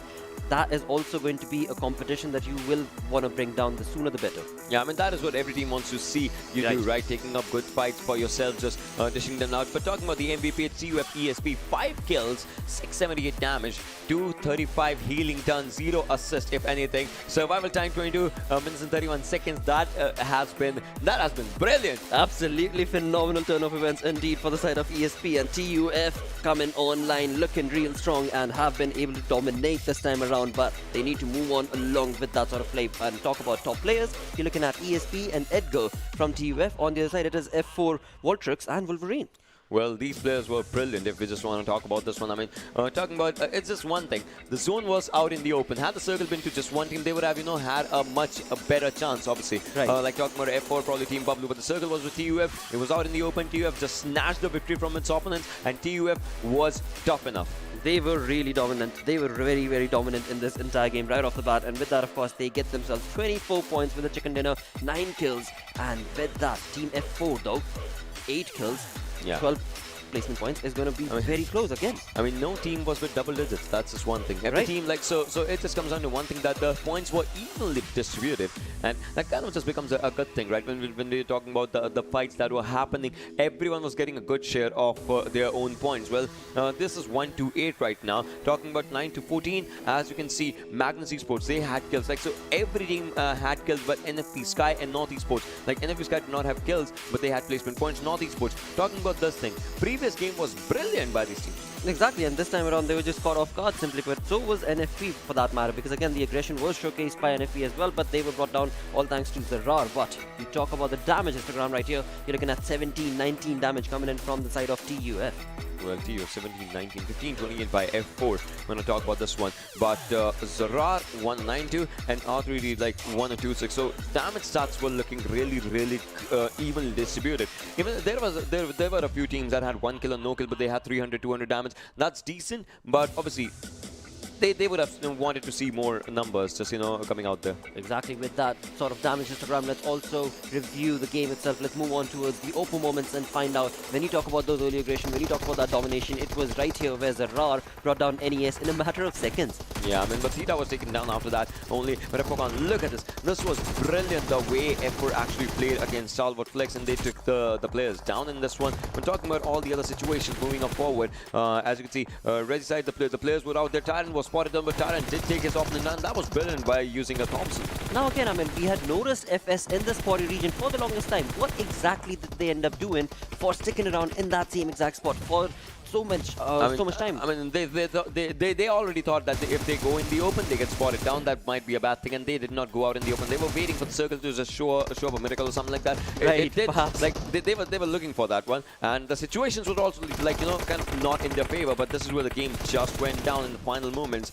as Voltrix did try and take one down. He wanted to finish him just to get one extra point, but that did not happen. But the game was with TUF. The game certainly was in TUF's favor, but it was Bablu as well that shone this time around, and that was phenomenal to see them in the top 3. Talk about, wow, Team F4, talk about consistency. 177 points for this team. They have every single time dominated and brought in those points.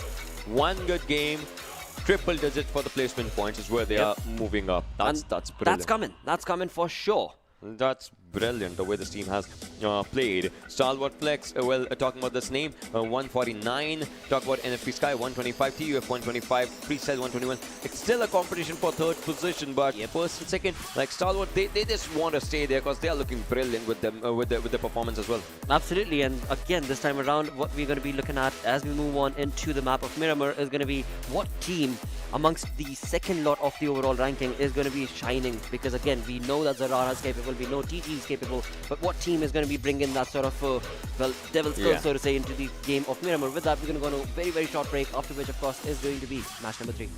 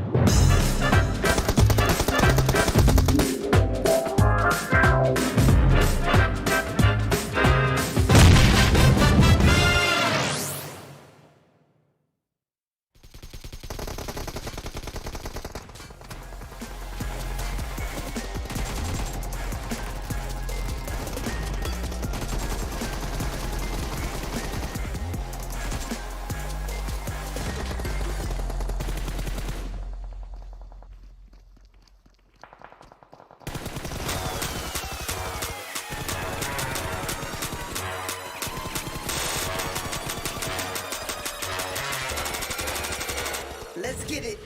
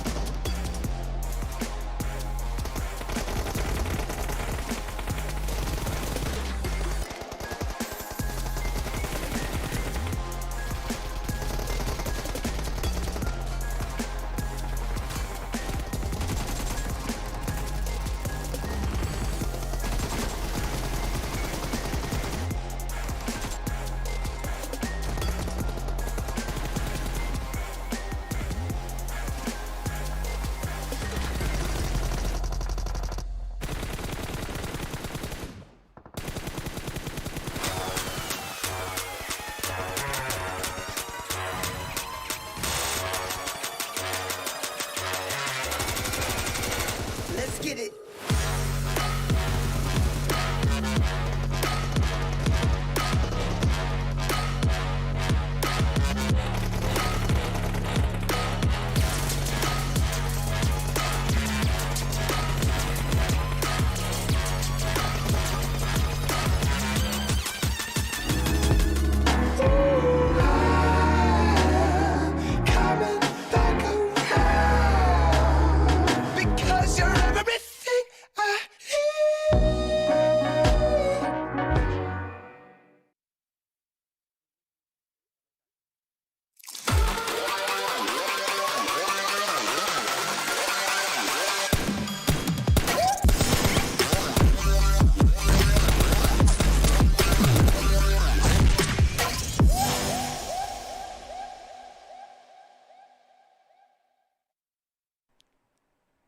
Hello and welcome once again to game number 3 of the day, where indeed we are on the second last day of the regional finals, and now we move on along with the flight path on our screens, which is going down from the trailer park onto the western side towards Minas Generalis and Impala. Exactly. Last one is going to be good area. Picaro as well. San Martin, Hacienda del Patron. If the players want to go down there, they can easily go down there. Those are going to be decent to good areas. Chumacera might just be out of bounds, but if a team wants to, they can try and start off the day onto that one. Then this is going to be the first and the last Miramar for the day. We'll just talk about this one. So yeah, that's one of the most important things that the players have to just look forward to.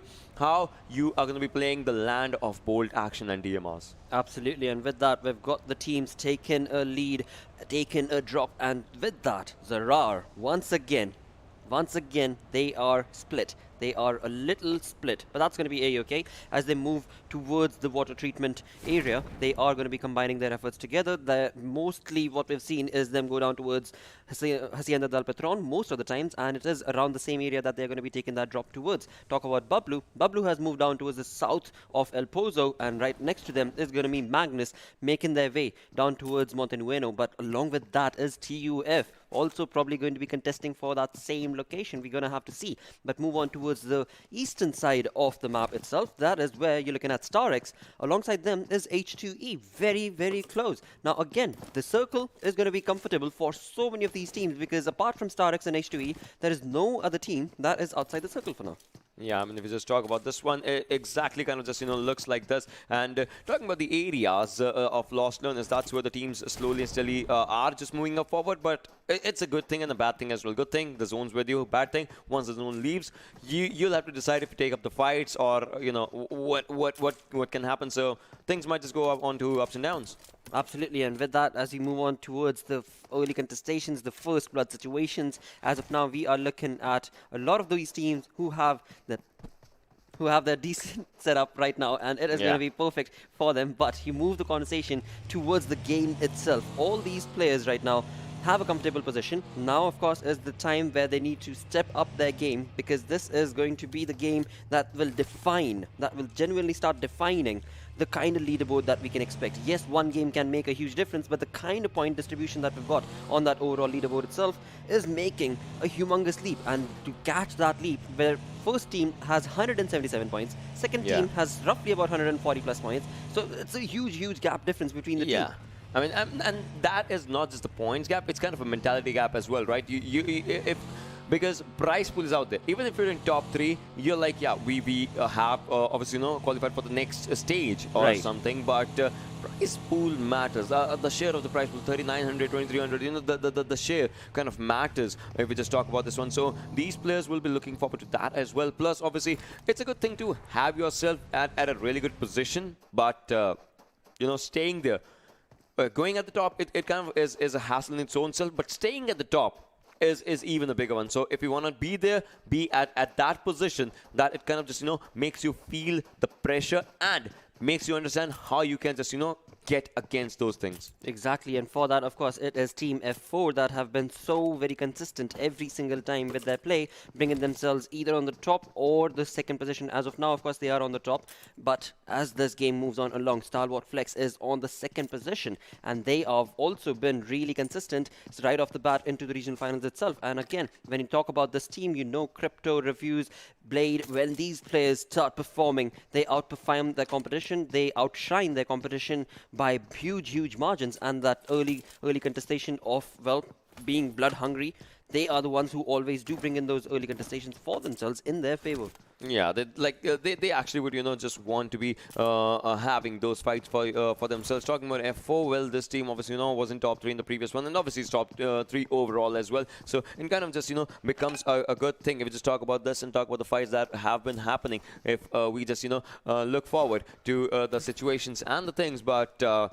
Right now, still no fights. Obviously, that's how this game is going to be going as of now. But after this, the final wrangle, that's where, I would love to have my eyes on to see what happens in that one match. Because that also counts. That is important. And that is going to be the last match for today. Like after this one, the Erangel. So that will be the one that just settles the score for now. Exactly, that is going to just genuinely cement the scores into the leaderboard, and that is where you can actually start predicting that, all right, this team will maybe be able to convert the last day's 4 games in their favor and get themselves in the top 3, or certain teams that will be so far apart, even if they get perfect games and perfect scores in all 4 games tomorrow, will still not be able to move that stat up into the top 3. And that is what you're talking about eventually, that those points, those stats are going to start cementing themselves. But with that, talk about cementing yourself. Bablu has started taking that cementive approach into the game as well. We saw them in the top 3 in the previous game, and that was beautiful to be able to get them there, because now they need to be strong. They need to keep on showcasing that sort of dominating play, and they're in the circle as well. They've got a perfect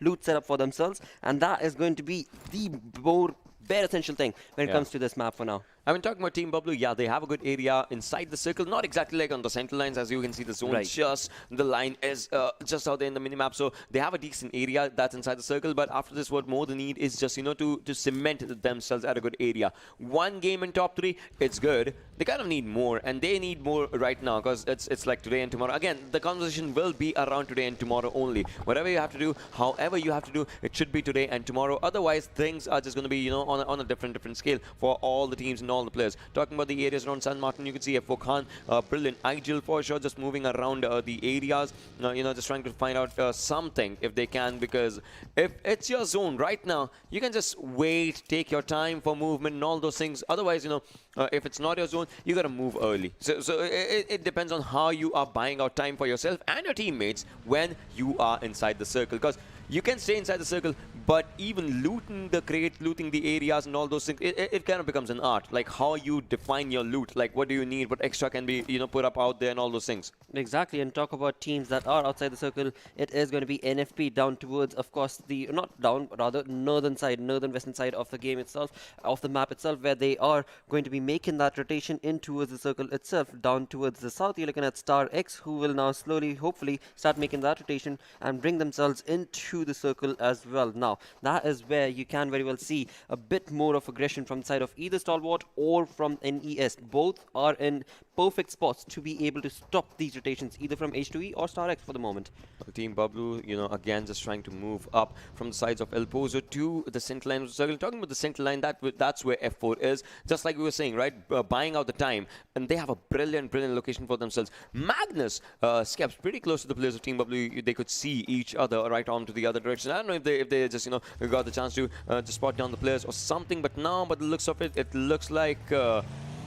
does he want to sit in that, or just all right? So well, probably something was happening, or something like was in the communications of the players. But still, the most important thing is they are also finding a good area inside the circle, keeping your vehicle safe and all. It kind of matters right now. Exactly, your vehicle is going to be your second life when it comes to the map of Miramar, indeed, because all the team members need to have either 3 vehicles or 4, even better would be the approach that so many of these teams need to take. But with that, it is the grounders bringing in early domination, but not able to convert that. Oh, never mind the conversation, because yes, they were able to get a lot of those knocks towards the side of Zulkar FS, but FS is going to be getting themselves out of that situation. But eventually, ouch. He went down because he just, you know, jumped out of the vehicle, and the vehicle was right out there. So FS Zulkar goes down, but obviously he needs to get that revive. That happens. Tyrant, meanwhile, well, the spray was being regulated onto that individual. That damage was done, but from the other side, you can see Honey, damage was done on him as well. And now the most important thing for the players is to revive Zulkar, because he is just out there. The vehicle was also on low HP. So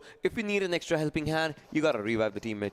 Exactly, you certainly do need to have all 4 members alive, and that is going to be the most important thing for the side of FS for now. But again, you talk about grounders, they needed this aggression, they needed this early domination, and that now they need to be able to convert in their favor, because FS, they know the locations of those players, but will they be able to push on along towards that location? The grounders, they have the opportunity, but will they do so is a conversation for, again, time is going to be the answer for that.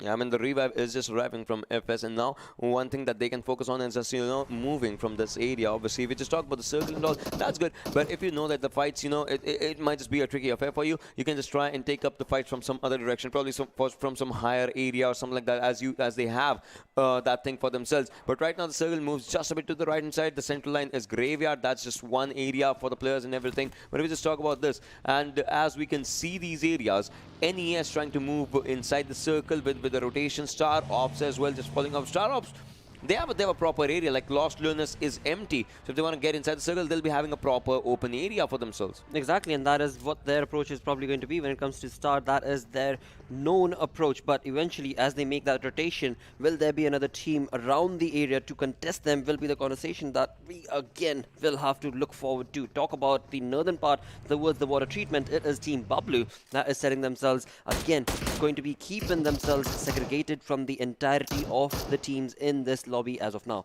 Alright, well, they were trying to spot down the players. They did try and spot down the players out there. H2E's players was just out there. Alright, so the damage is being done from all the directions to all the players out there. But the thing is, no confirmations yet. Nothing. All the players are in perfect condition for themselves. And NES already, the team is just moving away. I would love to see. It was an upside-down affair for North Esports. First game, brilliant. Second game, they did go down. I want to see what the third game is like. Like, is it going to be a mediocre one? Is it going to be another brilliant game or like a failure? Because things happen. You cannot trust the RNG of the game, the randomness that the game actually brings. So things happen sometimes. Exactly, and I mean, I'm loving the way the Grounders have been able to retaliate against the other team's pushes. They have, of course, damaged FS. They were in fact able to almost confirm that knock as well, and now they are becoming trouble for the side of Magnus, because Magnus had all 4 vehicles, but one of them vehicles has been damaged quite a lot. So again, would probably not be the best decision for Magnus to walk away with that, or rather use that vehicle anymore as they reach a compound that they can very well call their own. You talk about F4, the consistent gameplay that we've seen from this team are already looking pretty good with a decent amount of loot, and now are just looking on to getting some information for themselves. As of now, we've got all 14 teams alive. We've got no player that has been sent back into the lobby. So again, that is expected when it comes to the map of Miramar. But slowly and steadily, as you move on across, things are going to turn.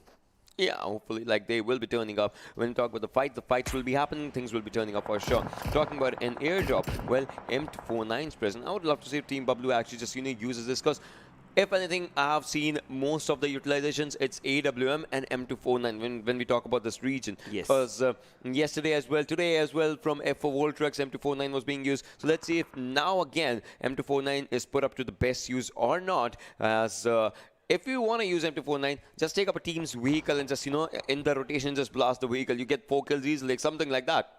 Exactly. I mean, that is what that gun will certainly be able to help you with. But again, that is what in the long range could very well be your demise as well, could be what you might end up suffering with as well. But again, to have that as a second gun option, absolutely no conversation about it, that why would you not want to use that gun. But on the other side, you talk about R3G, they are outside the circle from the looks of it, but eventually they do have Bablu in their crosshairs as of now, and alongside that we have the second drop coming in very close to North Esports, and this is the kind of gun that you do want to have on a map like this, and that is going to be the AWN stepping in. And boy, oh boy, this is just phenomenal turn of events for NES, and this is looking really good.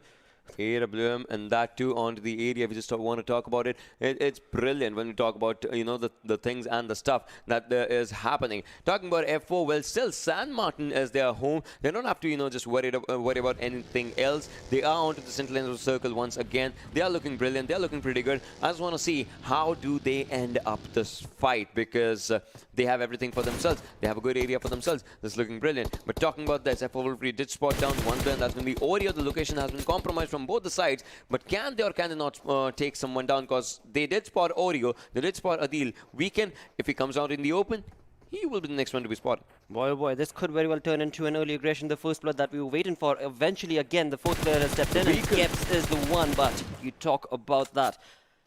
The vehicle was actually just, almost about to a blast, yes? Yeah, so like StarXOPS, he did survive that one, but for how long? For how long? Because F4, they have their eyes on Magnus. Exactly. I mean, that was the conversation that I did kind of touch upon earlier, where it was the Grounders that brought in some amazing amount of burst damage towards the Magnus's vehicle, and that thing was actually on smoke. And so using that in that sort of a position against the team like F4 is going to be inviting your own demise. But eventually, again, that somehow turned in StarXOPS' favor. But hopefully now they won't be using that vehicle as they get themselves set up on that compound, and now will hopefully be also wanting to bring that retaliation towards the side of F4, but move it along towards H2E and NES. It almost seemed as if NES was going to be making that rotation towards the side of H2E, but it is right now towards the graveyard region that we're looking at, and NES are going to be moving away, and it is Stalwart Flex that is at the receiving end, all thanks to StarX as of now, but StarX player has also been knocked. MK did go down, and now Fury is going to go for the revive. Obviously, the revive should be just coming in any second right now. But talking about Flex reviews, he has to just move up forward as he has to spot down the player like Stalwart. If we just talk about this team is incredible. This team is brilliant. So they would want to have a really good game right now. All these players have to do is just spot someone, take him down, and obviously be inside the circle. Because you can see from Stalwart Flex reviews is not inside the circle. He has to go there. He has to be aligned with his teammates. But right now, what he's looking forward is for an opportunity. One good opportunity can actually take the players down. And same goes for Zyro. He's also trying to just, spot someone. And one opportunity can actually make or break the game. Exactly, and it is StarXOP that is going to be brilliant in this turn of events because they have their crosses set towards the side of Stalwart. And Stalwart, all four of those players are defined in just that place. Of course, there is Ryuz, who has taken a bit of a flank and angle, but it is going to be StarX that is also going to have a bit more of damage because the zone is now gunning for them. Another 50 seconds, another 40 seconds, and the zone is of course going to be gunning for all of these teams, StarX as well as Stalwart. And now it is God OP who has been knocked, and that is thanks to the play zone. Will he get the revival or not is going to be based on if StarX players decide to do so, because again they do want to get away from the situation. They are a little away from the center zone as well as Stalwart as well. But again, I mean, right now it is seeming like StarX is going to just get themselves in the zone. That is going to be the more essential, the most crucial thing. And Fury seems to have gotten a bit of trouble because he's knocked his own car out of the equation, and now it is Zyro who is stuck here and has been on the receiving end from the side of Stalwart and goes down. There is no player around him apart from Fury to be able to give him that revive. But will Fury be able to do that? I mean, fourth circle, you gotta go inside or something like that. You gotta move. That's one of the most important things that is needed out in this one. So that's one thing. Well, talking about TUF, the team was actually really tough in the previous game. Now I want to see what they can do in this one. As you can see, Thor is just out there. Weekend on to the other direction. ESP as well, just trying to move forward. But TG Honey, all right, so the players of TG have been spotted down onto the other direction. So TUF wants to take every part of the fight for themselves, if we just talk about this one. But right now, again, the players moving up forward against and onto the directions. But the thing is, again, next circle, where is it going to be? Because right now, so far, San Martin has been a really good area for the zone to be. San Martin has been a really good area for the players to just, stay out there. But once the circle, the city line, if the zone ends up in the city line, then we might just see a heal battle or something of some sorts, because the players will never want to leave their comfort zone just to get more kills. They can just, heal instead. Exactly, and right now we're looking at Magnus and TUF, alongside which, of course, we do have TG that has stepped into the arena as well, where we saw Venom had his crosshairs towards the side of TG as he got the information that there was another team that just entered the back end side of that compound that Venom TUF had. But now there seems to be another team that is going to be StarX trying to move into the position of TG, and that is where they will be knocked. What a wonderful turn of events indeed, because TG were prepared, and with that, StarX is the first team to get eliminated and sent back into the lobby. Right now, as we could just see, we're talking about the players of Stalwart. I mean, one revive was supposed to arrive, but that did not happen. And talking about FreeStyle, the second player is down right now. So again, this thing kind of just going to be a bit onto the different situation. But if you just talk about the teams, if you talk about the players, they are pretty close to each other. But no, another player, as you can see, Blade has been taken down. Crypto and Uzum from Stalwart, they are just out there. Crypto, he has been spotted on as well. He wants to be safe. He was trying out to be safe out there, but Uzum, the shots have been taken down on him as well. Stalwart might be in a bit of trouble. Stalwart certainly seems to be in a bit of trouble because wherever they look, they've got North Esports on top of them, bringing in a lot more dominating plays and converting those knocks and bringing in a lot of damage, if not getting converted into a knock. And that is, of course, not something that Stalwart wants to be wanting for themselves, because they do want to have at least the 3 players that they're remaining with to be able to stay alive and move into the circle itself. But NES, will they be allowing that? F4 Khan's Grenade took down 2 players from FS, which is now with just 1 player. So I want to see if they actually rush or something. But talk about NFPSKY has taken out NES. No, NES, they lost 1 player. The other one's just out here. The smokes are being dished down onto the low toss as well, just for the revive if it should happen. Guys, look at where the player is. He was out in the upper area, and that's why he had a really brilliant positioning for himself. But now 5th zone, we know it's gonna bite the players in a bad situation. Almost about to reach 20-minute marker. Well. Stalwart is coming in. That is going to be Blade bringing in that domination towards the side of North Esports, as they've already lost that reused player from the side of Stalwart. This is not going to be the kind of play that they wanted, but now the tides have turned. NES is going to be at the receiving end, but does Stalwart know that the location that they're moving towards, yes, NES is there, and that is the team that they do want to bring down, but right above them is going to be NFP. Well, NFP could very well be the one that could retaliate against Stalwart's aggression. Well, that is true, but right now you can see even Joby just, trying to go with the grenades of his own. He knows that the push might just arrive on him, but he wants to stay strong out in that area. He has to move forward, spots on Crypto. Crypto has been spotted on, but no, Crypto takes him down. NES is in a bad spot now as Max is the last one surviving, but the circles are arriving. So if we talk about the zone, all right, he will be starting up a medkit battle right now. Taking up the first medkit is going to be enough time. He is trying. He barely survives, I guess. Zarar Esports, meanwhile, gets eliminated by Magnus. All thanks to R3D, indeed, wow. indeed, and that is going to be perfect. But FS and F4 right now seem to be retaliating against each other. The grenades that you were talking about, it is certainly F4 who seem to have a lot of control of those classrooms where FS is stuck in. But another grenade coming in, and this is just phenomenal turn of events from Destroyer of F4. Again, through the smoke, Respect pushing on along, but will be stopped. Destroyer is in control of this contestation. Well, F4, they are still just out here talking about Zulka. He needs to push forward. He needs to move forward. Respect hit it try, but the shots actually connected onto him, and he was just, taken down. Destroyer needs to put up the final first aid onto him. Might as well want to heal up. Has a lot of energy drinks, boost up himself. But talking about the area, if you could see the circle, it's onto the city side. Just as we were just, discussing about it, talking about it. Well, a good grenade can take down Red. Voltrux, will the grenade be fruitful? That's the question right now. It did try. He did try to, just take down the player, but the player still survives. And look at Stalwart. They are still taking a good fight. They have 3 players remaining, and they have 5 kills. This team is opening up a really heavy stance onto the opponent, but look at this.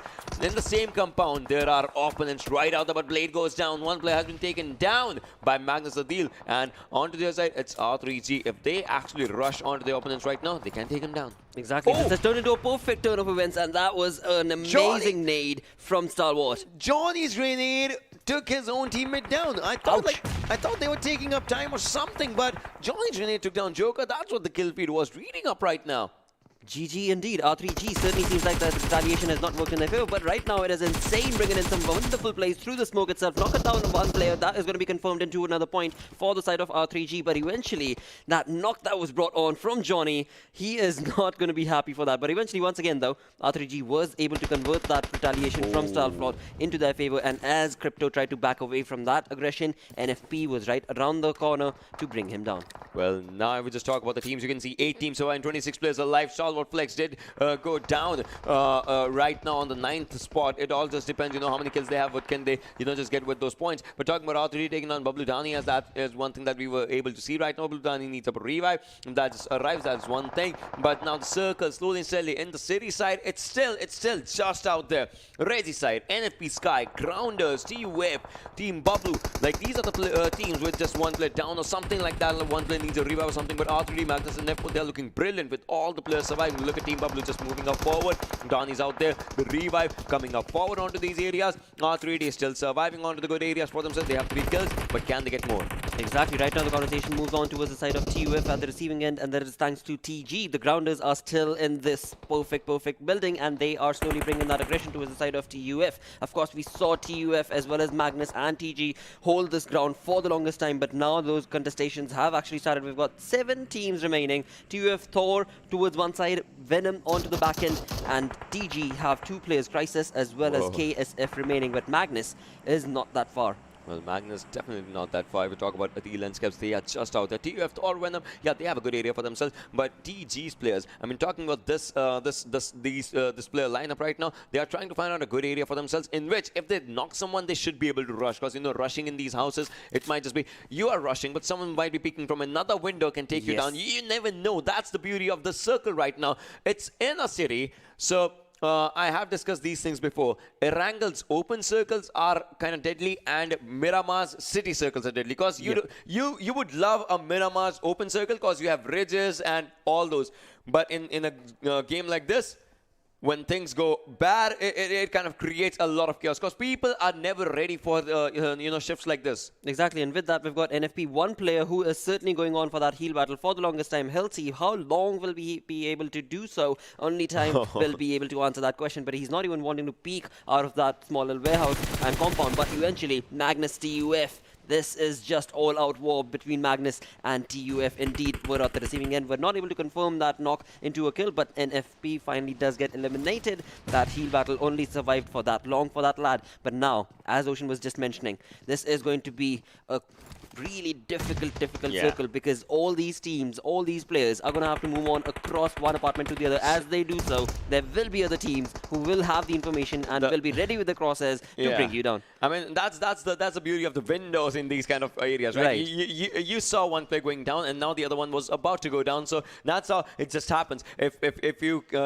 do not have the open area around you or something, you should not just go down, because the windows from the other player's side, they can take it down. But hey, Bablu has been taken down by the grenade, and another player goes down. But now Magnus, will you rush or will you not? So those are the questions that the players will still be asking on to themselves, and now they know it. Oreo, he was getting shot from the right hand side, but now he just lofts up a grenade, a decent one. It just breaks up the door though. But Team Bablu, are they going to go for the revive? That's the most important question, because F4 is also like really close to that. We are down to 6 teams, ladies and boys and girls.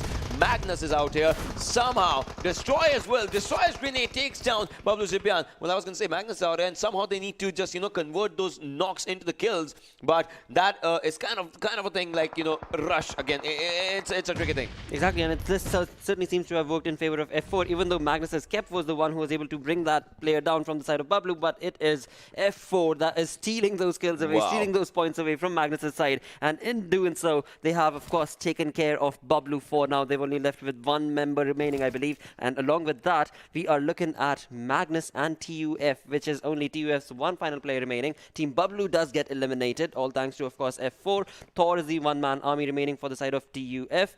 And now, R3D, they have been very quiet. R3D have been quiet though, but if we talk about the storm that's just coming up, they can take these skills. I mean, that's how it is. Do you have Thor? Well, he's still surviving, but for how long can he survive as a solo player? Magnus, they are looking brilliant. They have 10 kills. F4, they have one man down, but the revive will just arrive. And Thor, how many first hits does this guy have? That's the question. That's the only thing that I want to ask. As he pops up a first hit, he slowly and steadily moves out. He pops up a first hit, he moves a bit more further. He has nothing now. The only thing he has to do is just get there, stay out inside the circle, applying the bandage, but no, play zone takes the best out of him. He goes down by the play zone. Now it's down to 3 teams, as the players know it now. Magnus, R3D, and F4. Absolutely, that has turned into a perfect 4v4v4 scenario, where indeed all of these players have got themselves set up on a different compound. Every single team has. Now Magnus, though, the way they've got themselves set up on this top of this house, do they have the information? Will they be able to even get the information? I mean, they are almost at the edge of the circle eventually, but if not here, then where could they go? I talked about it. The heal battle circle might just arrive, right? We are going to go to that one only. You can see the players of Team Magnus. They have all the floors for themselves in one building. One player's on to the top. If you spot someone, we'll take him down. One player's on to the bottom side. He wants to go out in the open. 5 meters is where the zone is. He has to go out there. So these kind of things are something that, you have to look forward for the preparation when the teams will be looking forward to move down. And we are down to the 8th circle. Now the players have to move it in the open. Wolverine trying to use all the smokes just for his own aid, but does he know that Weekend is out here to ruin the day? Because Destroy goes down as Adil takes one player down, and now Khan will be going down for the revival onto the player, and Oreo has moved out in the open. There's a spot on the players. R3D, well, 16 meters, still a lot of distance, but Adil takes down Destroyer as the finish will be happening. R3D, one more player has been taken down right now, as this is the first knock of R3D's players. Like, they have 3 players surviving, but the revive should just come in, and now Weekend wants to take those kills for himself, and the Joker takes down Oreo. Magnus, the damage is being done on them as well. Well, Weekend drops down slowly and steadily. The slow jumps of death, the leap of fate's happening up. Alright, did they spot someone? It sounds like he did. Vortex is out there, moves on to the other direction, but the damage has been done on him as well, and now we are looking forward to the 9th circle, ladies and gentlemen. In less than 9 seconds, this is going to be the final circle. R3D, F4, Magnus still out there's so much of damage happening onto the players out there, but what is going to be happening as the players will have to move out in the open? Joker with the grenade has been locked down onto his direction, but it falls just a bit short. Magnus still surviving. Circles in the open on that one grass. You can call it anything, but that's where the final point of circle is. All the players have to move in the open. R3D is trying to go out in the open, but Magnus, they have the back end. They can backbite. They can actually just, take everything out there. F4 still surviving. Wolverine, he is just out there. Magnus is looking brilliant, but now the circle is something that is playing a lot of mind games with Magnus Skeps on low HP, still surviving. Players on takedown weekend out in this situation. Adil still surviving as well, waiting for the players to come out in the open. He has to find out a good spot for himself. Somehow, Magnus is looking brilliant because they have the center lines for themselves. Virus, meanwhile, tries to take one down, but no, he does take him down. Magnus gets eliminated. They were looking so good. They were looking so brilliant. Vortex is down. Wolverine, can he take one player down? It's Virus versus Wolverine while the 9 circle is shifting up. 9 circle coming up. He has an Uzi. Uzi for the win. Uzi for the clutch. And he clutches it. How? Wow! F4 for the win once again. They had a wonderful turn of wins throughout. They were looking at the top of the leaderboard. Magnus was in it really good outing for themselves. But it was, of course, R3D that flushed Magnus. And that resulted in, of course, Team F4 being that much more confident and stronger in their approach. And eventually, with 11 kills, how many more points do you want? You were Right? already at hashtag Yes. 1. You were already at hashtag 1. Wow. They were at 99 points in the Exactly. placement department. Yep. Now they get 15, and they are looking even better. The first team to reach triple digits in the placement department is what this team is right now, placement points. But the overall points, 26 is what we'll be adding. Probably this team is like creating a massive lead. welcome to the finals already. Exactly, Welcome to PMPL, sorry. I mean, you talk about consistency. This team has been so very good in every single game that they've showcased, and eventually, I mean, this one was just bang on the money. I mean, there was Magnus right there. There was, of course, R3D players right there. But the way Magnus, of course, were able to play, thus getting RDU an MVP spot. 6 kills to this lad's name, 3 assists done with 1,182 damage dished throughout, and of course, 144 healing only. So that's okay. That's, I mean, a dominating play actually. Well, the way the game was gonna go, I already told you, right? And the best part is this team dropped down on San Martin only.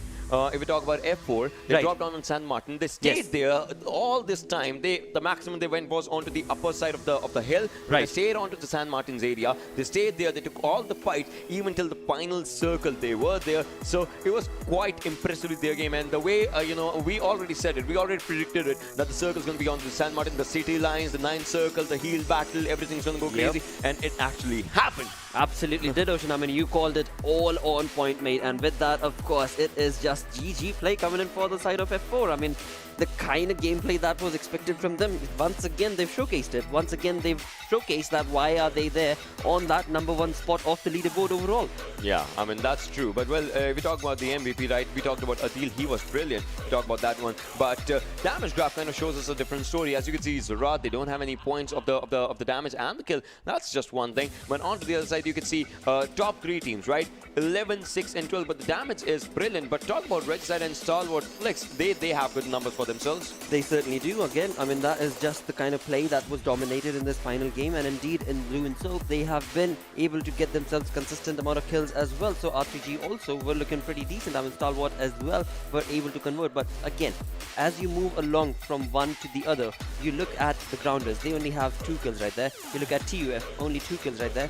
But that's still okay compared to the teams who were not able to convert anything. For example, FS. Yeah, 131, that's it. Yeah, Damage. I mean, that's how the things goes down. Talk about North Esports. They had damage though, but the kill points did not come out, right? So right now, just as we were talking about this, right? The kill points matter. They matter because they are the reflection of what your team was actually doing. They are the reflection of the report card of what your team was actually doing, and that kind of is important when we talk about all the other teams, as they have good kills. The double digits going for 2 teams out here. So that's kind of brilliant. Talking about Magnus, the team was winning hearts all together. Talking about F4, they are winning games, if anything, back to back. Like they have been brilliant. They have been just absolutely dominating force. That's going to be, of course, F4 side. But eventually, again, you talk about just creating that lead again and again. This team has genuinely just created such a massive lead now that when it comes to the overall ranking, they are just top in the charts. And again, now first position is completely shunned away. It's going to be the 2nd, 3rd, 4th, 5th that will probably keep on contesting for the next games that are remaining. But with that, of course, let's move on to the open moments where indeed we saw some incredible plays right off the bat in the game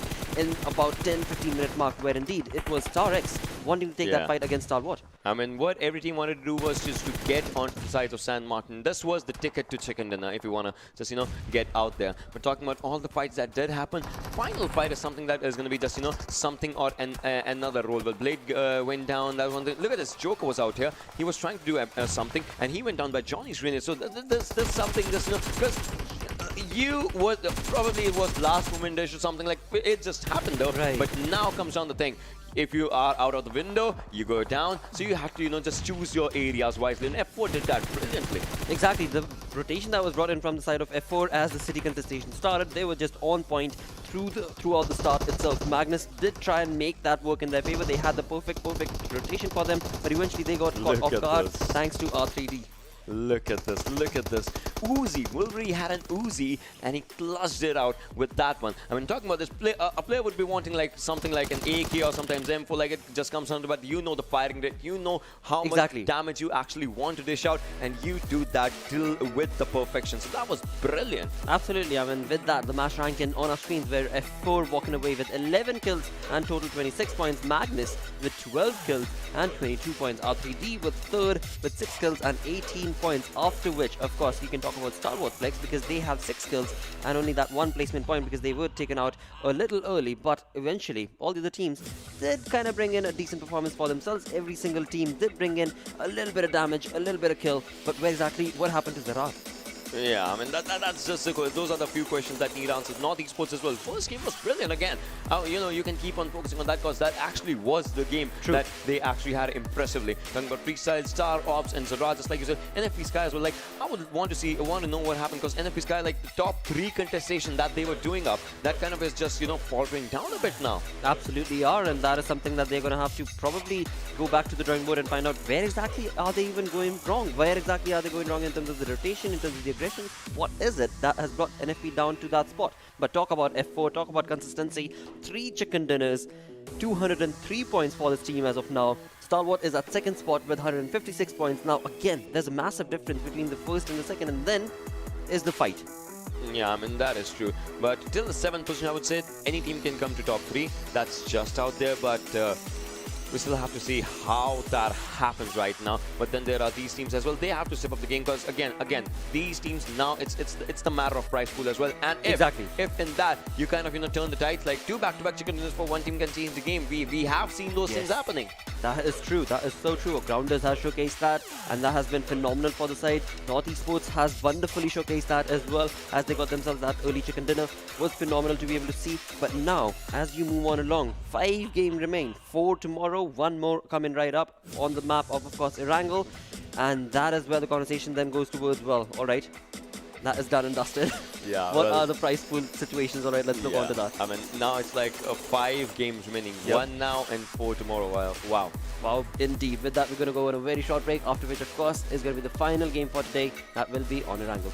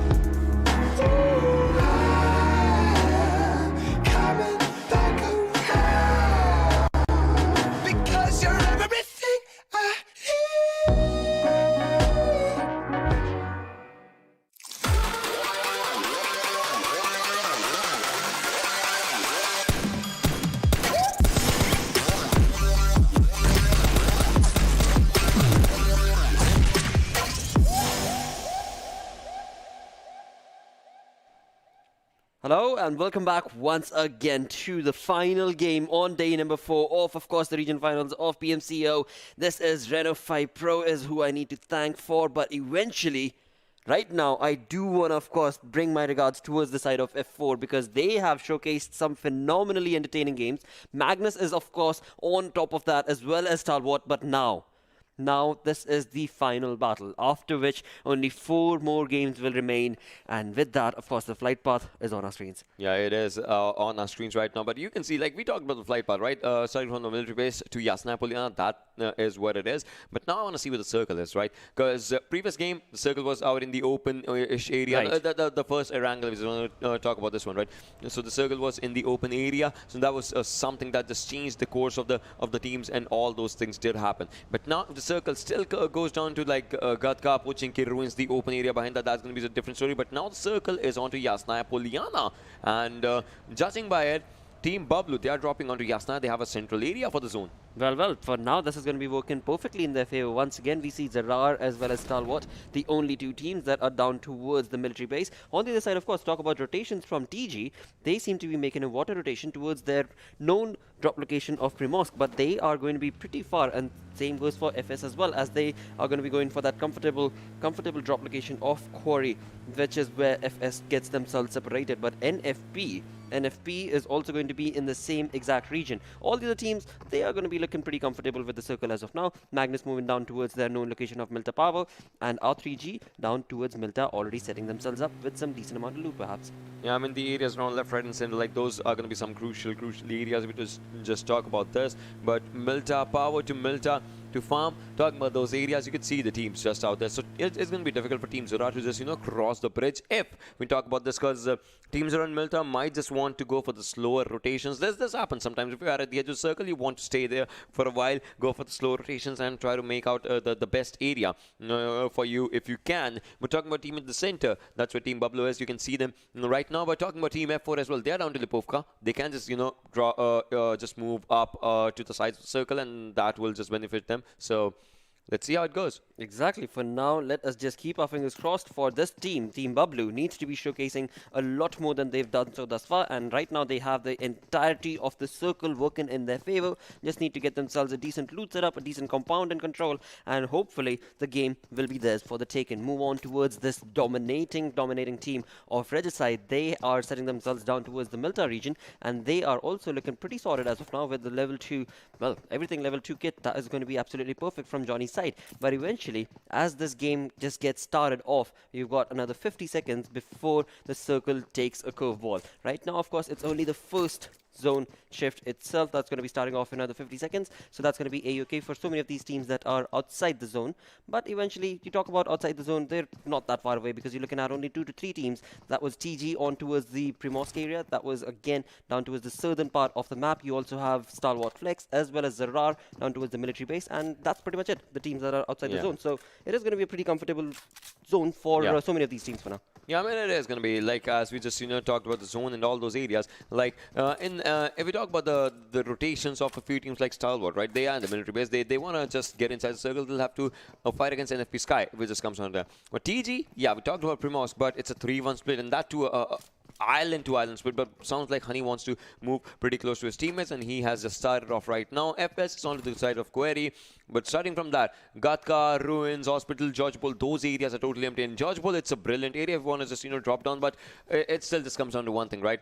Like how the zone plays the game, what happens. But if a team wanted to go to Georgepol and take up a good loot, they would have had the chance. They certainly would have, and as you were mentioning, of course, Team F4, that is going to be, of course, as of now, looking pretty comfortable, but they could be the one that could move towards the center of the zone, towards Yasnaya, and that could be the team that we might see first retaliation from in terms of Bablu going against F4 or F4 vice versa. Eventually, though, right now, as you move the conversation towards the eastern part of the game itself, of the map itself, you are looking at StarXOPS that are down towards the shooting range, and they are looking pretty comfortable. Severnian shooting range, that is their known location of drop. But now, as they bring themselves, well, again, there's no team around them to contest, but as they will bring themselves towards the region of Rosehawk, or they make that rotation many times towards Stolberg itself, there could be Bablu that could once again be at either the receiving end or the dishing end. That is going to be a conversation towards the first blood, and that first blood is something that we're yet to experience or see.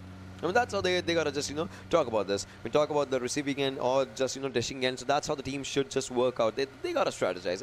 Every team has to does that, right? Strategize yourself, strategize your momentum, strategize your gameplay, and you go for the fights. Talk about R3D, well, they were moving pretty close to Team Bablu, so that's also a good thing. And just, if you wanna find out a comfortable position for yourself, but a bad thing, like if the fights actually just, dish out on you. So that is just one of the things that these teams will have to look forward to and see through. How are they gonna be just moving on when the fights actually happen? Again, talking about this map, this match actually, I assume till 15-minute marker or something, not a lot of fights are going to be happening. Like teams will, because now again, last 5 games, teams would love to see and just, love to indulge in the gameplay, in the fights, when situation actually just comes down to the dire need of getting those kills or kill points. Absolutely, and right here we of course saw a car exchange. I mean, normally you don't see vehicle exchanges. You normally end up seeing, well, utility exchanges. You end up looking at, of course, gun changes. But this is interesting coming in from NFP, being pretty OCD-ish and bringing the vehicle change itself between the Jeep as well as the buggy right there. But eventually, again, I mean, that rotation clearly tells us that even though this team NFP could have had a bridge camp set up for either Stalwart or Zarar, they have not decided to do so. They have moved away from that location, and that leaves, of course, TG as well as FS as well as Stalwart and Zarar for an open rotation, because at least NFP, that was right at that bridge camp situation, they have decided to walk away from that, and that is of course going to be working in favor of NFP for now. They move towards the side of Pochinki from the looks of it, and they do have another team that is making a rotation right in front of them. Yeah, I mean, talk about the areas that the players actually wanted good for themselves. That's just one thing with Nocta right now. It's trying to take up the fight against TUF's ESP. And he did try to shut up a bit of a damage.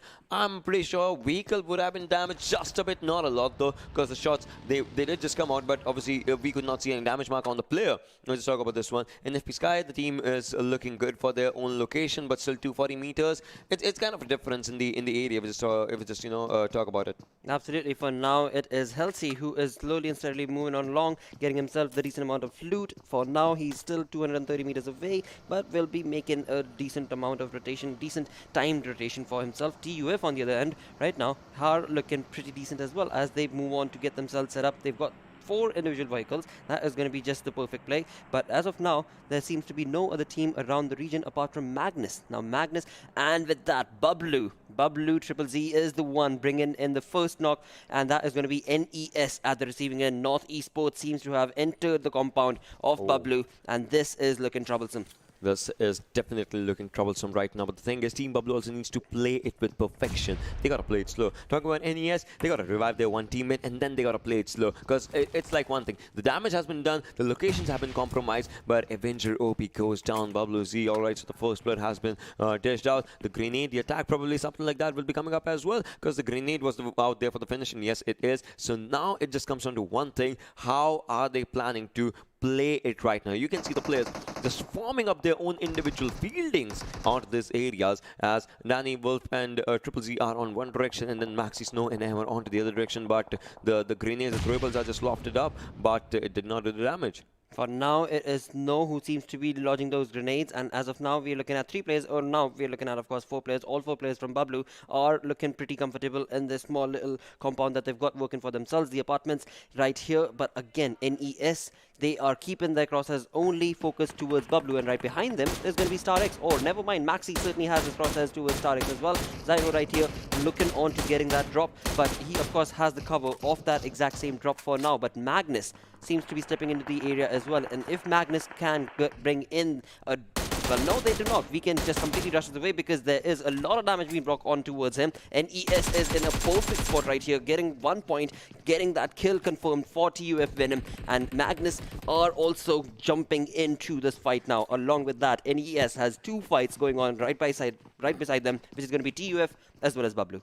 Yeah, the fights will be happening as of right now. But talking about NES, right, we still have to see how they can take up the fights or not onto this area, because they were the ones to lose their teammate in the early stage as of now. But TUF, I mean, every team wants to get the central compound. Every team wants to just, be out here. Every team is like, if we get here, the game is going to be a good one. But imagine if there's a hard shift and the circle goes away from Yasna, probably to a northern side or something like that. That can change the game completely. We've seen that happen. And today, I mean, this is a very crucial moment for something like that to very well happen, where indeed the circle might just play a different curveball altogether and throw these players off. But with that, we move on towards this open contestation that we're looking at, where indeed it is Stalwart Flex Crypto who is bringing on that confirmation and have already knocked down the player of R3G. Nocto is already down. Blade is very close to that location. They are wanting to confirm that kill and get that point for themselves. The buggy is probably going to be what Crypto is trying to be working towards, as it seems like Nocto certainly has the cover of the buggy. Now again, Crypto has given away the information. R3G's Johnny ought to be retaliating.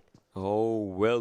Talk about this. FreeStyle becomes the first team to be eliminated. As you could just see, Team Bablu, they also lost their teammates, but then they won in this fight. But, you know, it's not a good win. Talking about the fact, because you have to go a long way and you need more teammates. Yeah, it's a good thing that they got the points for themselves, but they still need to survive a bit longer. The only thing that's good for them is that the circle is with them, but the thing is, if a push actually just comes on, they'll have to think about it. If a push actually just, you know, happens onto them. Talking about Crypto right now from Stalwart, he has spotted on Johnny. Alright, the spotting has been done and the damage has been done, but the damage has been done onto himself as well, as now it's going to be a gamble. What's Blade going to do? Is he going to go there, or is he going to stay? Because, you know, he has a good off angle, but his teammate is down. The final teammate that too it is, because after all, two players have already been knocked and confirmed kill for the side of Stalwart, and that's the last player remaining that Flex could very well utilize the support of. They have 0 kill confirmed. That would imply that they've got 0 points, and if this team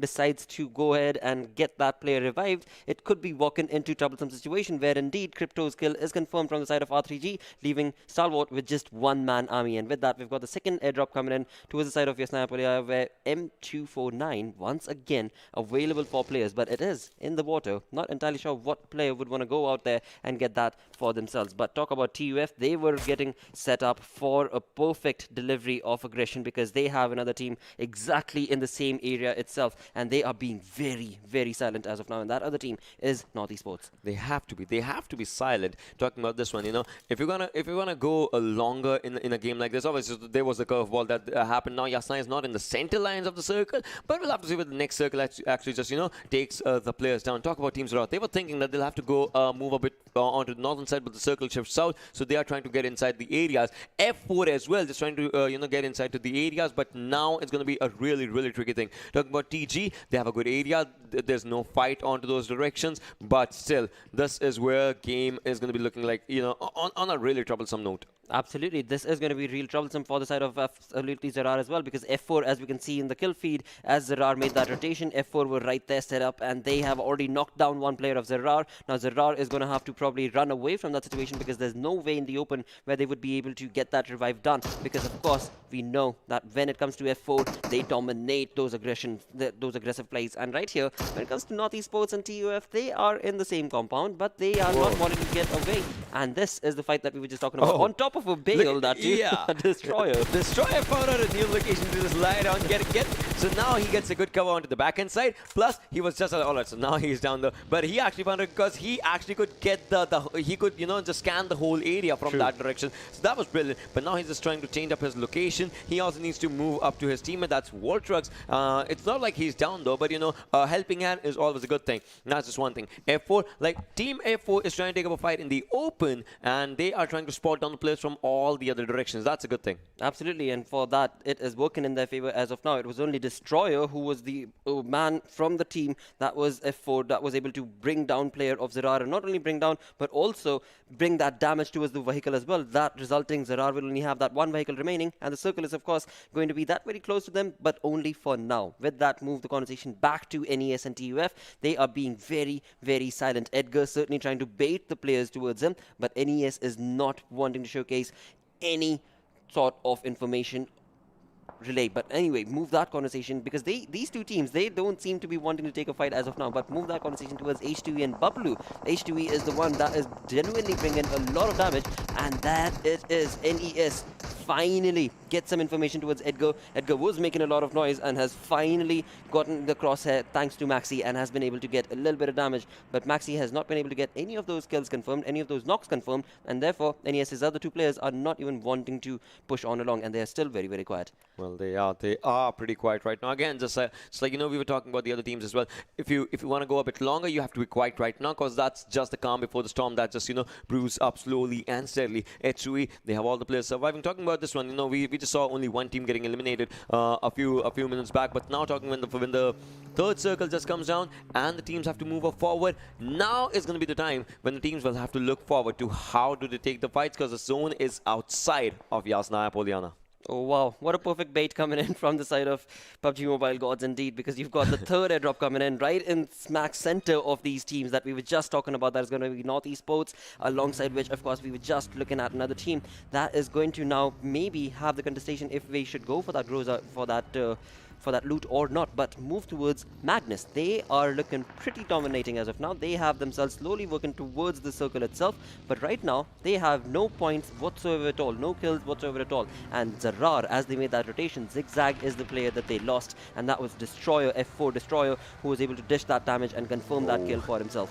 Well, now it's another team just, trying to make up their way onto this area. But talking about R3D, look at this. Johnny's a bit away from his teammates. Now he's just coming up pretty close to them, and they are trying to, they're trying to charge in this area where StarXOPS is, but H3 right behind them. If they spot someone, they'll try to take him down, and they are just, dishing out damage on their own vehicle to create a cover from the back end side. That's a really good strategy, a really brilliant strategy. But look at this, so many vehicles, as you can see, on the long side area, and all of them have their skins on them. So that means the players on the side of Yasnaya would love to just move out in the open. That's one thing that's going to be happening. R3D onto the other direction as well. So many teams are around all these areas, but it's a matter of time. When do the fights just assemble out? Absolutely. And with that, when we were talking about the TUF situation and NES situation, there now seems to be another contender that's going to be Zarar, as we saw Zarar move on towards that compound. That was the exact same Yasnaya compound, where indeed Zarar did take another knock, and now it has been confirmed kill for the side of North Esports. So North Esports are a 3-man strong. On the other side, of course, was TUF. That was also looking as 3-man strong, but Zarar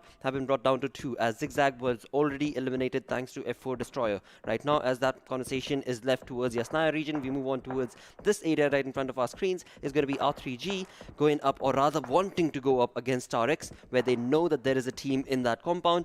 On the other side, of course, is going to be Magnus, as well as another team. Phenomenal turn of events. Yeah, that is true. But if we just talk about all the other things and how the teams are playing right now, yeah, have a look at this team Bablu. They have 2 players just for themselves, and again they are still surviving as of now. R3D Johnny again trying to spot down a few players if that actually happens, and they have 3 kills for themselves, and that is distributed between the players. 3 players. If we just talk about this one, Johnny needs to open up his own kill back account as he's just out here. But for how long they are going to be just saving themselves out in this area, because they're in the open. First of all, they can be spotted. So if they want to contest for the house, they can do it, because right now it's like not the they'll be having fight just with one team, not the other teams in this area. Exactly, because as that circle comes in closer and closer, that is where these teams are going to be pushed towards that exact same thing that you spoke about, where the teams are going to be so many more times than what they are right now, where they only have one team that's going to be StarX that they can very well face up against. But now you two talk about F4. They brought in that early aggression towards Zarar, and now they have their crosshairs set towards the side of Bablu, where Bablu is at the receiving end. They're only 2 players strong as of now, and they are in that small little ditch, and that ditch could very well be their demise, because some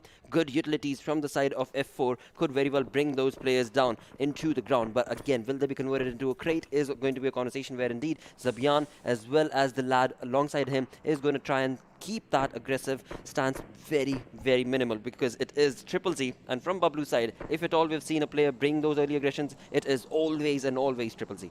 Yeah, I mean, it is always and always that individual player only. I've been talking about Team Bablu. So, but if we talk about F4 as well onto the other direction, that is, pretty close, and they would want to avoid the fight right now, by the looks of it. And that's a good thing, because they're outside the circle, 30 more seconds. If a player goes down, they'll have to, just be juggling in if we should revive or what should we do and all those things. But Team Bablu as well, you can see Triple Z just moving up, trying to find out a good area for himself. Zipian is out there, but he has a vehicle by the looks of it, and he would love to, just move away from this location as well. But look at Crisis, his location has been compromised. He might as well just go down, and he goes down right now. EUC being used to work out, and it actually gives him 1 kill. Well, GG indeed. StarX certainly, as their rotation they made, have picked up that AUG and is going to be now working that gun into their favor. They've got this compound in their control for the longest time. Of course, they've got R3G right next to them. The Grounders tried to make this push for them, tried to get some scouting information out here, but were not able to do so. Or rather, well, they did end up giving a kill. They did get the information as well, though. But now that has left TG with only 3-man army, whereas StarX is looking pretty confident and strong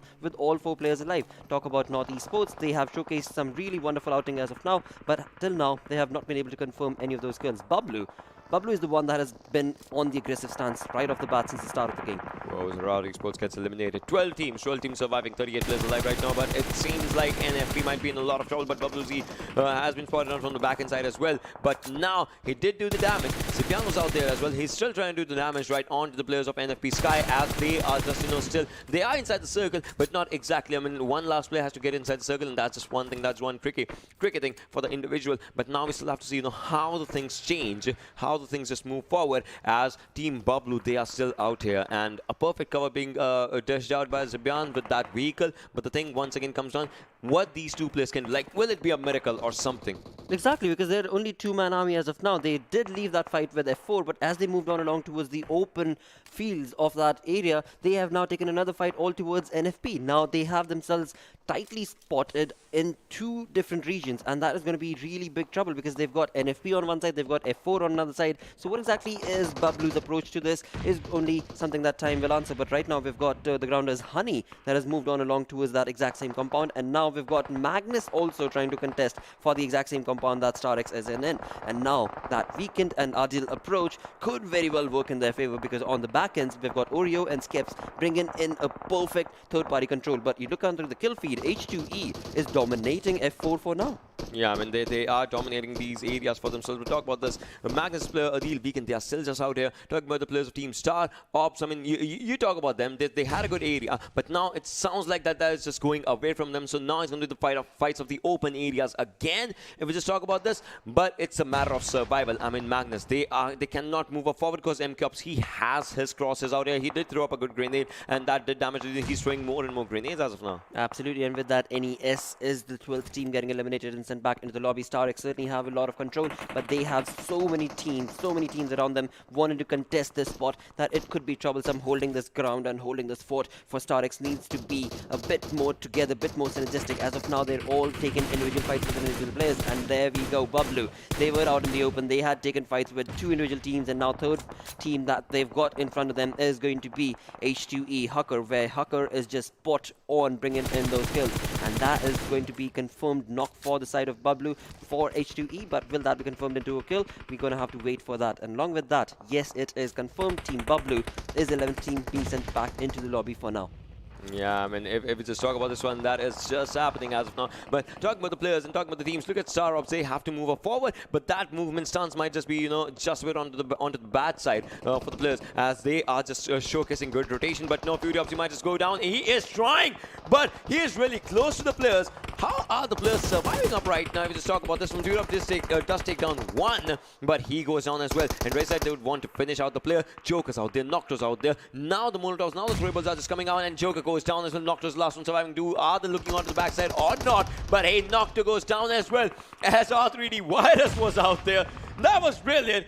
He was the reason as R3G was not able to totally focus on StarXOPS. Absolutely, and R3D Virus just being the virus in that push and dominating that play in his favor. With that, StarX MK has moved in the exact same position, where of course R3D's players are going to be ready and prepped and are going to be bringing them down. Now, along with that, we also saw a few minutes earlier where Magnus made a rotation out of that compound, but they were caught off guard, and two of the players they've already lost. Talk about NFP, they're down to two players, and they have two players that are knocked out in the open for now.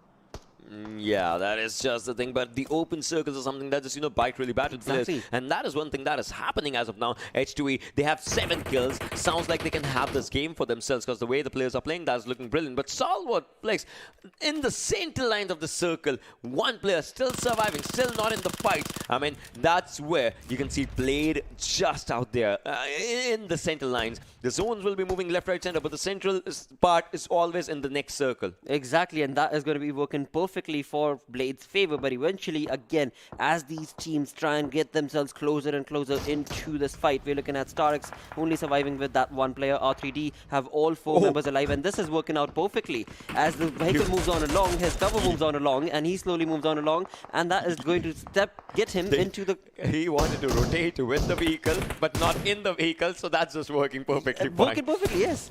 That's brilliant. That's something that is just happening up right now.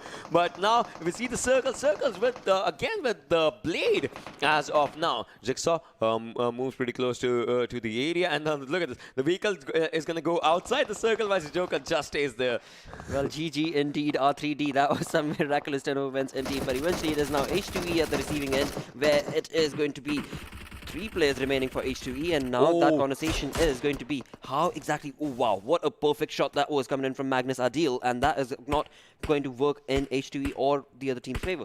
Well, DP was being used out there, and that actually did, take a player down, as we just saw. Hawker was onto the other side. Weekend was just out there. But if we just, talk about everything that's just moving up forward with these games and the momentum, you can see the players just, slowly and steadily just going out away from all these areas as they have to get inside the circle. 7 zone, 30 meters, 20 meters, 10 meters. That's the distance. That's the difference between the players. But Adil again takes on H2E Hawker with the DP that he's using to perfection. That's brilliant. But the thing is, he's not confirming anyone as of now. He doesn't want to over-aggress. He knows that if he steps up onto the fight, he will be getting spotted down by all the directions. So that is a good notation that he has. But look at Blade.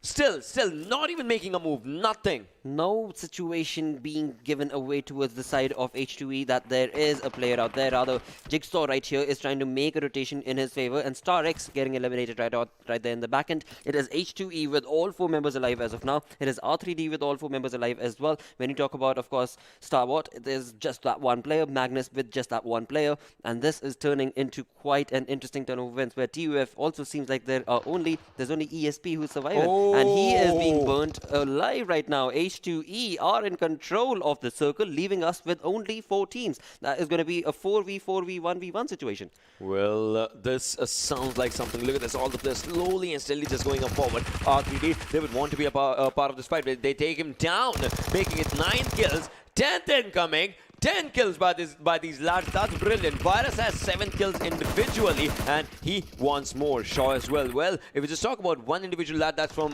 Magnus, that's Adil. He's still surviving somehow. He's just waiting patiently for all the teams to just, have fights with each other. He can spot Virus. He could see the pixels just moving out in that area, but Virus, he's still surviving, and he's looking brilliant with all the kill points that he is slowly and steadily getting for himself. Dread. Oh, he's on low HP somehow, and Shaw. That's brilliant. Look at this. Virus is moving up forward while the other players are just, covering him up with the bullets. Exactly, and that is just a perfect fan-out approach coming in from the side of R3D. But eventually it is a Deal who has the information and is now going to retaliate. Virus probably should be able to see that, but will not be able to respond with anything in return. With that, 2 confirmed knocks coming in from Adil. This is perfect play for this lad. Of course, now finally Virus did spot him. But that's how the game goes away from you. Yep. That's what I was saying. He puts up a shot, he goes down, whereas he did, just went up, and now you can look at this. R3D is left with just 1 player, that's Joker. And it's a 1v3 stance. They are waiting for the final player to be spotted down. Hawker just spamming up with the random shots of his own, and that's where Joker is. He has a ban in his own hands. Wait, is he gonna go for this? Is he gonna go for this? Is he gonna go for the ban? What? Why? Wow. He knew he was up against 3 lads. But he could have taken down 1 player just with a weapon. He could have. He certainly could have. He should have maybe even utilized another grenade if he possibly could. But eventually it is H2E with 14 kills of themselves, getting up to 8th position, 24-47 total damage that they've dealt, and that is going to be pretty good gameplay. Someone tell me, why was there a pan in his hand? And if there was a pan, there's a throw button. There's a throw button, yes. Yeah, That's what I was thinking. You could have stayed down, just thrown the pan, and the opponent would have been like, where did that come from? And then you could have used the but why the pan? But again, I absolutely love that sort of a play, because it was just like he knew exactly what he was stepping into. Again, maybe he had just never mind the give up the attitude, right? Because again, you talk about the team, they had a lot of kills. They had a lot of kills for themselves. Yeah. But eventually, again, let's move on with the conversation and let's have a look at the most valuable player from this game, the final game that leads us with only 4 games remaining when it comes to the Pakistan region. It is Virus who is creating havoc in this game with 8 kills to the slab. 8 kills, 956 damage, 1 assist, 128 healing done, and 26 plus minutes of a survival time just coming out here. So that's just brilliant. We just, have to talk about this individual lad and the team as well, because if one lad had this much, I want to know how much there was the total with the team, because exactly. this team came out second, right? They didn't get the chicken dinner, but how confident should you be for the fans? I mean, that's the thing. With that, you move on to the top players themselves, where indeed Virus has had 8 kills to himself, H2E Hucker with 5 kills, and H2E Dread right there with 6 kills, followed by StarXOPS player who had 3 kills for himself. I mean, they did have the kill numbers and everything for themselves, as if we just, want to talk about this one. But now, moving forward onto this one, you can tell about this, Zarar JY, 3 kills, 676 damage. The damage stat was also brilliant. Survival time was good with the top 3 players. The 4th player, if he had survived a bit more, he could have gotten more damage or probably a kill or 2. That's just one thing that they were doing out here. But R3D, H3, the 26-minute game, it was a good one. It certainly was a good one. With that, of course, H2E taking a chicken dinner in this game, getting 29 points, but R3D 11 kills, 23 points. It would have been there. Imagine if that would have been a 1v3. 14 kills is what they would have had. 3 extra kills or something like that, and 15 for the placement. So, but in the 11 kills, R3D 8 kills, 8 but were only with from Virus. yes. 8 were with Virus, and he was using Thompson at those moments, and that's brilliant. The way he was just spotting down the players and taking them down. Magnus, meanwhile, had just 1 kill and 10 placement points. That's one thing. But Zarar Esports, a bad game with them, from them. Certainly, talk about, well, rotations or late rotations not working in your favor. It was certainly Zarar at the receiving end, all thanks to Team F4. Talk about, of course, NFPX as well. Sky Esports, they were not able to confirm any decent amount of points from this game. But again, there are still 4 more games remaining for all of these teams. Move that towards the damage graph, where indeed H2E were on top with 14 kills, 24-47 damage dealt to the entire lobby. Talk about the way the players were playing. 2-4-4-7 coming out for H2E. Then R3D was out there with 2-1-2-9 damage to themselves. But then there were some other teams. Talk about Team Bablu 1-9-3. Talk about StarXOPS 1-4-7-2. Regicide 1,000+ damage. They were, and obviously Magnus. So Magnus has had back-to-back good games. But the thing in this one was less kills. Right, that is true. And again, I mean, you talk about the grounder, you talk about Zarar. They in the previous game also were not able to get decent amount of kills, decent amount of damage, and this game also was not able to convert those into points. But with that, let's move on to the open moments. The moments that, of course, started off right off the bat with this perfect elimination. Yeah, the early fights those were happening out there. But then this is where Team Bablu Triple Z just got to know that there was someone on the back end, and this is where the rush was happening. This is where you can see it was R3D all along. The grenades, the throwables that were just coming out. No one was ready for those. But then the game just changes up with its pace, and that's where it was happening. It was Virus. Look at him, just goes forward, comes back, goes forward, comes back to his team. Like that was what he was doing. And here he did go down though. He did go down, but his team was quick enough to give him a cover. Exactly, and it was Adil right there from Magnus' side who was able to get that 1 kill confirmed for himself, but eventually just walking away with that 1 point and placement points working in Magnus' favor. But right here, this is where he gave his information away. Even though he thought that, alright, I might as well just get some kills, it was very evident that as soon as he starts shooting, the other team members are going to be decimating him. I mean, as soon as he got up, just to look at the back end side, that did just happen. But this is where the perfect play. Perfect play indeed. With that, of course, that was just a phenomenal game. Absolutely smacker of a game coming in from the entirety of the lobby, apart from just a couple of few teams. But eventually, again, now when we talk about the overall ranking, Team F4 have already created that big lead. 205 points to this team, followed by Stalwart Flex with 165. I mean, it's a matter of chance. Second and third are still up for contestation. Talk about this one. Stalwart, R3D, Magnus, TUF, I would say till NFPSKY if they have back-to-back good games. Well, I'm saying this because they have 3 chicken dinners. They can go for back-to-back good games. So they can actually, just contest it. FreeStyle as well, again, back-to-back good games. If they can do it, H3 can also do it, as they are just out as top 8. If the teams actually try good and they can go for 2 good games, they can be in top 3. And tomorrow, top 3 matters. Top 3 matters quite a lot, because that is where the majority of the points are going to be, of course, dished out from. And that is where you can create that big chunk of lead into the overall and step into the top 3 to, of course, move on towards PMPO. Yeah, I mean, that is just true, the way it was happening. We're talking about North Esports team, Bablu, Zarar Esports, Grounder, StarXOPS. I mean, the teams are just out here, but still it just comes down to one thing, and that is how are they going to be, planning it up onto everything when we talk about the fights for tomorrow. Because tomorrow, you gotta have those prize pool points for yourself. All right, with that, of course, let's also move on towards a team card, which is, of course, going to be from Team F4, the team leading the chart as of now with Wolverine. 23 kills is what this lad has with 24-45 damage. and average survival time of 20 minutes, 21 seconds. Destroyer, Khan, Volters, and the players are just out there. But the most important thing that they just, have to look forward to is that how much better, they can do. Because they're at the top right now, but their competition, the other regions, the top teams in other regions, they are also reading them. So if F4 is preparing for that thing, what's, coming on their way, they have to, it's good that they are qualifying for sure, but they just one thing, study other regions as well, and they will be starting that for sure. They will be looking forward to other regions because they now this team is totally ready for PMPL. Absolutely, no question about it. There is no question about it, because the way this team has showcased wonderful plays through and through every single game, being consistent, the consistency always does bring in what you deserve, and that is what this team deserves, to be on the top of that leaderboard. But again, you talk about, as you so beautifully mentioned as well, Ocean, that second, third, fourth, fifth, sixth spot, they are still up for contestation. They are still up for contestation based on the kind of points that those teams have. Of course, F4 is on a different lead altogether with 40-45 points more. But again, second, third, fourth, fifth, anything can happen. Anything can happen, and that is where teams will be looking forward to. And if a team somehow maybe on the second or maybe on the third position tomorrow just gets back-to-back chicken dinner, they can also contest against F4 like that. So there are a lot of possibilities, but so far F4 is looking really good. Second, third, they are still a bit dicey because teams might just try and come and move forward. Absolutely. With that, second team is going to be, of course, Stalwart Flex. So let's now compare F4 with Stalwart indeed, and where indeed you're looking at team F4 bringing 3 chicken dinners for themselves, but Stalwart just bringing in dominating, annihilating plays with 1 chicken dinner. They are still very, very close.